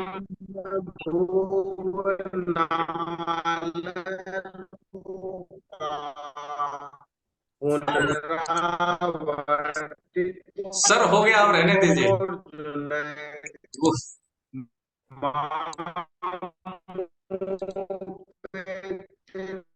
इनको मैं इधर से म्यूट भी नहीं कर पा रहा हूँ। सर सुनिए सुनिए, ठीक है, आवाज आ रही है मेरी सर? कोई बताए अपने आप को, मैं इधर से पवार साहब को मैं अनम्यूट कर रहा हूँ सर। आप बताइए एक बार, मुझे कंफर्म करें कि मेरी आवाज आ रही है। ठीक है, ठीक है। तो देखिए, अब यहाँ कह रहे हैं अध्याय 16, जो सॉरी अध्याय 8 का 16वां श्लोक में भगवान बता रहे हैं कि देखिए, ये जो हमारी कामनाओं के कारण जो हम प्राप्त करते हैं, उसकी जो स्थिति क्या है वो बता रहे हैं, उसकी नश्वरता बता रहे हैं, ठीक है। कि जो ब्रह्मलोक तक के सभी लोग पुनरावृत्ति वाले हैं, अर्थात वहां जाने पर पुनः लौटकर आना होता है ना? परंतु हे कौनते, मुझे प्राप्त होने पर पुनर्जन्म नहीं होता। अब ये जो चक्र समझा है इस पिक्चर में देखें, है ना? शैशवावस्था है, गर्भावस्था के बाद शैशवावस्था हुई, धीरे धीरे बच्चा बड़ा हुआ, वृद्ध हुआ, फिर वो है देहांतर अवस्था में चला गया। ये चक्र ये चलता रहता है, ये पुनर्जन्म है, ये बार बार जन्म। और ये किसी भी योनि में हो सकता है, ऐसा ही मनुष्य योनि मिले हमें बार बार, है ना? कभी हम राजा भी बनते हैं, कभी हम गरीब भी बनते हैं, कभी हम कुछ भी बनते हैं, कभी स्त्री भी बनते हैं, कभी पुरुष भी बनते हैं। ये कोई ऐसा नहीं है कि जो मनुष्य शरीर है तो हम अगले जो भी योनि मिलेगी वो मनुष्य यानी पुरुष ही योनि मिलेगी, स्त्री नहीं। ये तो निर्विकार है, जैसी मन की आसक्ति होती है वैसे ही योनि हमें मिलती है। तो भगवान कह रहे हैं ब्रह्मलोक तक के तो छोटी छोटी भोग विलास, ब्रह्मलोक तक के भी जो सुख हैं वो भी कैसे आदि और अंत वाले हैं। जैसे मनुष्य के जो सुख होते हैं उससे 100 गुना सुख होते हैं किसके, देव देव देव योनि के 100 गुना। और जो देव योनि के सुख हैं उससे 100 गुना अधिक होते हैं अजान देवताओं के सुख, जैसे हमने बोला जो स्थापित कल्प के आदि में जो स्थापित देवता होते हैं। और अजान देवताओं से भी 100 गुना अधिक सुख होते हैं किनके, इंद्रदेव के। और इंद्रदेव से भी 100 गुना अधिक सुख मांग लें और समझ लें तो वो होते हैं ब्रह्मा जी के। अब हम देखें कि जो संसार में, जो इस सृष्टि में संसार में है ना, कि मृत्यु लोक में सबसे बड़ा सुख हम मान लेते हैं सांसारिक दृष्टि से, जैसे बहुत ज्यादा पैसे वाला है तो उसको हम देख लें, इसका 100 गुना देवताओं का सुख है। वहां भूख प्यास भी नहीं लगती, है ना? और शरीर वृद्ध भी नहीं होता, ठीक है। नित्य निरंतर शरीर बिल्कुल एकदम स्वस्थ शरीर रहता है, चमक रहती है चेहरे पे, उसमें कोई रोग नहीं रहता, भूख नहीं लगती, कोई कष्ट भी नहीं होता। तो इस तरह से बहुत सारे सुख होते हैं जिसको वर्णन नहीं कर सकते। सामान्य बात में समझ लें कि 100 गुना अधिक, जैसे हमें लगता है ना, है क्योंकि कोई शुगर है वो क्या करता है, विष्टा खाता है और कीचड़ में रहता है, हमें लगता है अरे क्या, लेकिन उसको उसी में आनंद आ रहा है। बस देवता कहते हैं कि देखो क्या ये मनुष्य लोग हैं, उसी भोग भोगते रहते हैं बार बार बार बार, क्या है अब उनका समय कितना है, हमारा समय कितना है, अब देखें काल गणना आगे के श्लोक में समझेंगे। तो कह रहे हैं कि जैसे जैसे स्थिति हमारी उच्च लोगों की तरफ होती है तो निम्न लोगों के जीवों की जो भोग है हमको क्षुद्र लगने लगते। ये तुलना है, ये समझ गए ना इस चीज को? हम अपने से कम पैसे वाले के जीवन स्तर को देखें और अपने से ज्यादा वाले को देख लें इसी इसी संसार में, तो हमें पता लग जाएगा। जिस घर को बनाने में हमने 1 करोड़ 2 करोड़ लगा दिए, अपनी सारी पूंजी लगा दी, और कोई कोई 2 करोड़ का बाथरूम बना के उस पर टॉयलेट करता है, उसके लिए अब बताएं क्या है? कोई अंत नहीं इसका, भोगों का कोई अंत नहीं है। इसलिए जो भगवताकार व्यक्ति के होते हैं ना, जो सिद्ध संत होते हैं, उनके पास संग्रह यानी वो अपर ग्रह होते हैं, काम भर की चीजें मिल जाए भगवान उसकी पूर्ति करते हैं। हमेशा आवश्यकताओं की पूर्ति होती है और कामनाओं की पूर्ति कभी नहीं होती। इसलिए कह रहे हैं ब्रह्मलोक तक के सभी लोग पुनरावृत्ति वाले, पुनरावृत्ति का मतलब बार बार आने जाने वाले हैं। वहां जाने पर पुनः लौटकर फिर आना पड़ता है, फिर वही कष्ट, फिर वही बचपन, फिर वही युवावस्था, फिर वही पढ़ाई, फिर वही कैरियर, फिर वही गृहस्थी, फिर वही कष्ट, पत्नी बच्चे, फिर वही वृद्धावस्था, फिर वही। तो कह रहे हैं ये बार बार खा के उल्टी करना, फिर उसी को खा लेना, फिर उल्टी करना, ये ऐसी स्थिति में है। उसका किसका नहीं। फिर कोई जो चतुर सयाना साधक वो क्या करता है, वो ब्रह्मलोक तक के सुखों को पार करते हुए, उनको रौंदते हुए वो क्या करता है, बस अनंत अखंड गौलोक धाम की यात्रा करता है। और ये यात्रा शरीर छोड़ने पर नहीं होती, सशरीर ही होती है। ऐसा नहीं शरीर पूरा हो गया तब, ऐसा नहीं। ये भगवान ने यहाँ बताया 16वां श्लोक में कि ये भगवत प्राप्ति होने के बाद उसको फिर आना नहीं पड़ता। 17वें श्लोक में हम सोचते हैं, देखिए ये जो है 17वां 18वां 19वां, ये काल गणना है, इसमें समय लगेगा। तो हम सोच रहे हैं कि आज हम यही विराम देते हैं। यहाँ पे आज भगवान ने बताया कि अधिदैव, अधिभूत, अधियज्ञ, कर्म, त्याग और अध्यात्म की बात बताई, और हम भगवान को अंत समय में कैसे स्मरण में आए, और अंत समय में स्मरण में नहीं आए, और जब आए तो कैसे आए वो बताया। माम अनुस्मर युद्ध च, कि तू सभी समय मेरा स्मरण कर। और ये कब होगा, अभ्यास के माध्यम से होगा। फिर अभ्यास के माध्यम से अगर जाना चाहे व्यक्ति, तो प्राण को नियंत्रित करके वो है भ्रकुटी के माध्यम से अपने प्राणों का उत्सर्ग करता है, तो उसको उसी तत्व की प्राप्ति होती है। लेकिन इस समय साथ जो साधन साधते, इसमें पतन का भी खतरा होता है और शायद जीवन भी कम पड़ जाए। तो भगवान ने बताया कि सततम नित्य निरंतर मेरा ही स्मरण जो करता है वो क्या मुझे ही प्राप्त होता है, ऐसा भगवान ने कहा। और ये भी बताया कि भाई देख, इसमें है माया में मत पड़ तू भाई अर्जुन, ये तो छोड़ संसार की, अरे तू ब्रह्मलोक तक के सुख भी कुछ भी नहीं है, ऐसा भगवान ने कंक्लूड किया यहाँ तक। तो आज हमने इस चीज को समझ लिया है। आगे की क्लास में हम ये समझेंगे काल गणना। देखिए सृष्टि में सबसे कम समय की जो गणना है वो हमारे शास्त्रों में है, ठीक है, नासा से भी पहले। ऐसा नहीं, उसको हम समझ लेंगे, नोट्स बना के मैं आपकी सेवा में उपस्थित हो जाऊंगा। और इसको भी ये समझ लेंगे चतुर्युगी क्या होती है, सृष्टि, सर्ग, प्रलय, महाप्रलय, महासर्ग क्या होता है, ब्रह्मा जी की दिन और रात क्या होती है, देवता के दिन हमारे दिन में क्या फर्क होता है, और ये पृथ्वी का जो 365 दिन का वर्ष होता है वो देवताओं का ऐसा नहीं होता।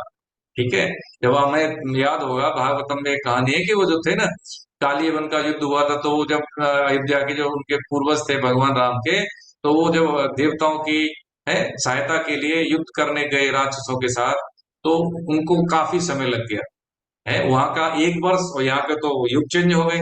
तो उन्होंने कहा कि भैया अयोध्या में कोई नहीं, सब चल बस गया, आपको कोई पहचानेगा भी नहीं है। तो वहां के समय में और यहाँ के समय में बहुत अंतर है। तो वो काल गणना यहाँ पे हम समझेंगे। ठीक है, आज हम ये विश्राम लेते हैं। कोई कोई शंका हो, कुछ प्रश्न हो तो कोई बताए। मैं इधर से आप सबको अनम्यूट कर देता हूँ, ठीक है, आप अपने बोल सकते हैं, अपने आप को अनम्यूट करके अपनी बात कह सकते हैं। हरे कृष्ण, हरे कृष्ण। कुछ छूट गया तो बताएं, तो अपने आप को अनम्यूट कर लें। कुमार साहब, सर, सर, हाँ, ये जो ब्रह्मलोक की बात यहाँ श्लोक में कही है सर, तो जो ओम या अक्षर ब्रह्म की बात कही है, ब्रह्मलोक यहाँ ब्रह्मा लोक तक है सर यहाँ, क्योंकि ये ब्रह्मलोक के सालोक्य स्थिति की बात कर रहे हैं, सारूप्य और सायुज्य अभी नहीं हुआ है, वो बात कर रहे हैं, या ब्रह्मलोक से मतलब ब्रह्मा के लोक तक का है सर? जी सर, जी सर, जी सर, जी सर, इसे ब्रह्मा जी के लोक से है। देखिए एक क्या होता है, ये गतियां दो तरह की हो जाती है कि जैसे कोई सिद्ध महापुरुष हैं और उनकी कोई शरीर छोड़ते समय सूक्ष्म वासना, कोई कामना रह गई, तो उनकी मुक्ति ब्रह्मा जी के साथ होती है, वो आते नहीं है। ठीक है, जी उनकी मुक्ति ब्रह्मा जी के साथ ही, यानी वो ब्रह्मा जी के साथ ही भगवान में विलीन हो जाते हैं, उसको कहते हैं क्रमिक मुक्ति। अच्छा हाँ, एक क्या होती है कि कि उनकी कुछ वासनाएं रह गई तो उनको फिर आना पड़ता है, उनको फिर पुण्य कर्म क्षीण होने के बाद संसार में उस वासना की पूर्ति के लिए आना पड़ता है। लेकिन कोई वीतराग है, स्थिति उनकी वीतराग पने की है और कुछ सूक्ष्म कामनाएं रहने के कारण उनको मुक्ति नहीं हो पाई, तो उनको संसार में वो आते नहीं है।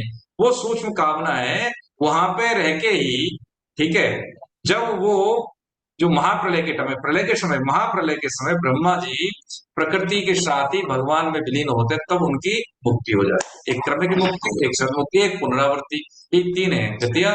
पुनरावृत्ति वाले को बार बार आना पड़ता है। जी सर, थैंक यू सर। हरे कृष्ण। ठीक है, और किसी का कोई हो तो बताए, नहीं तो हम समाप्त करें। विमलेश चौधरी मैडम, अपने आप को अनम्यूट करके हैंड रेज किए हुए हैं आप। जी मैडम, कुछ कह रहे हैं? जी प्रणाम मैम। जी जी, कविता मैम कुछ कह रही हैं, हाँ बताइए। सर मैं ये कह रही थी कि जैसे हम सोचते हैं हमारे कोई वासना नहीं है, पर फिर क्यों फिर मुक्त नहीं होते हैं? कोशिश आप भी है, ज्ञान भी है, विवेक भी है, वासना नहीं रखनी चाहिए, पर फिर भी क्यों हम मुक्त नहीं हो रहे हैं? आपकी आवाज मैडम साफ नहीं आ रही, मतलब शब्द सुनाई नहीं दे रहा, गूंज रही है आपकी आवाज। हाँ। सर मैं ये कह रही थी, वासना विवेक में ये पता है कि वासना अच्छी चीज नहीं है, पूरी कोशिश करते हैं वासना नहीं रहे, तो भी क्यों रह जाती है वासना, इच्छा, कामना? कोई सुन पा रहे हैं तो बताएं, मेरे में क्लियर समझ में नहीं आ रहा, कोई बताएं, दूसरे कोई सुन पा रहे हो तो मैडम की आवाज कोई सुन पा रहे हैं? ऐसा है, मैडम से मैं फोन पे बात कर लूंगा, ठीक है मैडम, मैं आपको कॉल करूंगा और फिर अगली क्लास में आपके प्रश्न को भी चर्चा करेंगे। हाँ सर उनका प्रश्न ये है कि हम चिंतन वासना कैसे किया जाए? इच्छाएं नहीं रखते, फिर भी इच्छाओं से मुक्त नहीं हो पाते, ये प्रश्न है शायद, मैं जहां तक समझती हूँ। क्या क्या बोला आपने? इच्छाएं हम नहीं रखते हैं, वासना नहीं रखते हैं, फिर भी हम वासना से मुक्त नहीं हो पाते, तो ये तो भारत बन जाएगा। वासना से मुक्त नहीं हो पाते। हाँ देखिए, यही बता, वासनाओं से मुक्ति का कारण क्या है? मोह के कारण नहीं हो पाते, हमें पता नहीं है, अज्ञान के कारण नहीं हो पाते। जैसे कोई भी वस्तु हमारे पास है ना, हमारे पास है। देखिए, एक गरीब व्यक्ति था, तो गरीब व्यक्ति, देखिए मैं आपको म्यूट कर देता हूँ, है ना, आप अपने आप को अनम्यूट कर सकते हैं, ऐसे म्यूट किया मैंने। गरीब व्यक्ति था, कोई महाराज गए कि महाराज कहे कि भाई चटनी रोटी से बना रहा था, मतलब चटनी बना रहा था, तो उन्होंने कहा कि महाराज हम आए, हमें कुछ दे दो। कि महाराज हमें क्या, चटनी रोटी है, देखो कुछ भी नहीं हमारे पास। अरे चटनी रोटी आपके पास नहीं? कि दोनों देखा कि जो चटनी से जो बट्टा होता है ना, जिससे चटनी बटी जाती है, बट्टा समझते हैं हम लोग, वो क्या पारस का था। उनके महाराज ये चटनी रोटी आपके कुछ नहीं है? कि ये क्या है? अरे बट्टा है जी। अब उसको पता ही नहीं कि ये पारस है, इससे सोना बन सकता है। देखिए, यही अज्ञान है कि मनुष्य शरीर दुर्लभ शरीर है, इससे अनंत आनंद की प्राप्ति हो सकती है, अनंत आनंद की। जैसे कम आनंद से हमें अधिक आनंद मिल जाए तो कम आनंद की ओर हमारी वृत्ति नहीं रहती, बस ऐसे ही है। अभी हमने ये चखा नहीं है अनंत आनंद, अभी हमें क्या है, सांसारिक अनुकूलता मिल गई तो खुशी हो गई, सांसारिक प्रतिकूलता मिली तो दुखी हो गई, बस इस सुख दुख में हम झूलते हैं, प्रभावित होते हैं। तीसरी अवस्था के लिए जरूरी क्या है कि पुरुषार्थ करना, थोड़ा सा सोचाचार करना, शरीर को शुद्ध करना है, परमार्जित भाषण है, सत्य वचन का आश्रय लेना है, और मर्यादा अनुकूल आचरण करना, आहार विहार पे ध्यान देना, है ना। अशुद्ध आहार पे छोड़ देंगे हम, नियमित आहार विहार करेंगे, तुम्हारी वृत्ति कैसी होगी? सतवृत्ति होगी। सतवृत्ति क्या होती है? प्रकाशवान होती है। जब प्रकाशवान स्थिति होती है, पता लगता है कौन सी सही है, कौन सा गलत है। उस स्थिति में आगे तो विवेक का हम सदुपयोग करेंगे, तो हम स्टेप बाय स्टेप नर्सरी से है, फर्स्ट सेकंड थर्ड, इस तरह से हम बढ़ रहे हैं। बस जैसे ही हमें शब्दों का ज्ञान हो गया, अब बच्चा छोटा होता है, उसको हम बताते हैं कि भाई ठीक है ना, हमें क्या करना चाहिए। जैसे हमने बच्चे को समझाया, क्या समझाया है? बच्चे को हमने समझाया कि जैसे प्रोटीन, तो प्रोटीन तो समझ में नहीं आएगी उसको, क्योंकि उसका स्तर ही नहीं है। हम कैसे समझाएंगे बच्चे को प्रोटीन?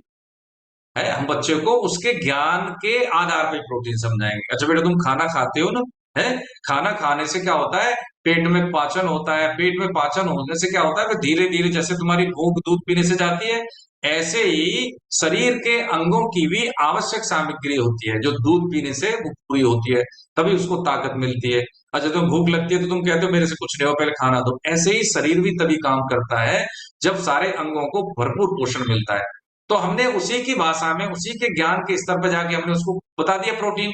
लेकिन जैसे ही वो 10वीं में आएगा, 8वीं में आएगा, वो समझ जाएगा कि प्रोटीन कहाँ से मिलता है। उसको बोले प्रोटीन खा मसल्स के लिए, बोले कैल्शियम खाओ, है, या कैल्शियम किस में मिलेगा? हल्दी में मिलेगा। दूध को लोहे की कढ़ाई में गर्म करेंगे तो उसमें कैल्शियम नहीं होता, वो भी हो जाता है ऐसे। तो वो समझ जाएगा, उसको प्रोटीन समझानी नहीं है टुकड़ों में। ऐसे ही जब ये सोचा 4-5 चीज हम कर ले, आहार विहार चेष्टा और सोना जगना, 5 चीज, तो इससे क्या हो जाएगा? हमारा स्तर बन जाएगा चीजें समझने का।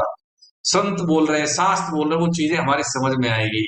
जब हम उसको करेंगे तो जो चीज समझ में आ रही है फिर वो अनुभव में आएगी, बस हो गया काम। फिर जो बंधन है, जो मोह जैसी चीजें, वो तोतली लगेगी हमें, फिर नहीं, फिर कोई लगेगा ही नहीं। फिर हम मतलब अनंत की स्थिति में व्यक्ति कैसे हो जाता है, उसको फिर लगने लगता है कि मेरी क्षमताएं बहुत है। जैसे होता है ना, कोई व्यक्ति तैरा तो क्या करता है, वो बिल्कुल छलांग लगा देता है। अब तैरने की क्षमता तो सभी में उसने विकसित कर ली है, किसी ने विकसित नहीं की, बस इतना ही अंतर है। हम डल पड़े हुए हैं, वैल्यू एडिशन करें। हम पैसा इकट्ठा करते हैं, वैल्यू एडिशन नहीं करते। सदुपयोग करें ना, तैराकी सीखे ना, क्या है, गड्डी हुई है, लाख की बैंक को जमा कर दी, फिर जाएंगे, फिर बन जाए, क्या करना उस पैसे का? धन है, संसाधन है, वैल्यू एडिशन है, सीखें, उसका सदुपयोग करें, दूसरी सेवा मिलाएं। धन की कमी कभी नहीं होगी, कभी होगी नहीं। तो ये जो माया मोह अज्ञान, ये सब हमारा उड़ा हुआ है। हम इसको समझ लें, जान लें चेष्टाओं के आधार पे, है, आहार विहार के आधार पे, उसके बाद फिर अनुभव में आएंगे ही। भगवान नाम का सहारा हम कभी न छोड़ें, कभी न छोड़ें। ठीक है, ठीक है मैडम। हरे कृष्ण। गोविंद जय जय गोपाल जय जय गोविंद जय जय गोपाल जय जय राधा रमण हरि गोविंद जय जय राधा रमण हरि गोविंद जय जय गोविंद जय जय गोपाल जय जय गोविंद जय जय गोपाल जय जय राधा रमण हरि गोविंद जय जय राधा रमण हरि गोविंद जय जय राधा रमण हरि गोविंद जय जय राधा रमण हरि गोविंद जय जय नाम संकीर्तनम यस्य नाम संकीर्तन सर्व पाप प्रणाशनम सर्व पाप प्रणाशनम प्रणामो दुःख समनस्तम नमामि हरिं परम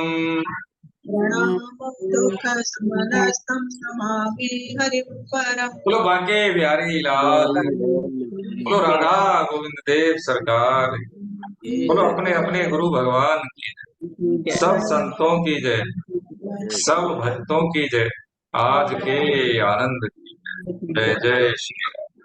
हरे कृष्ण। आप सभी को वंदन। हरे कृष्ण। हरे कृष्ण, हरे कृष्ण, हरे कृष्ण। हरे कृष्ण। हरे कृष्ण। आप सबको हरे कृष्ण।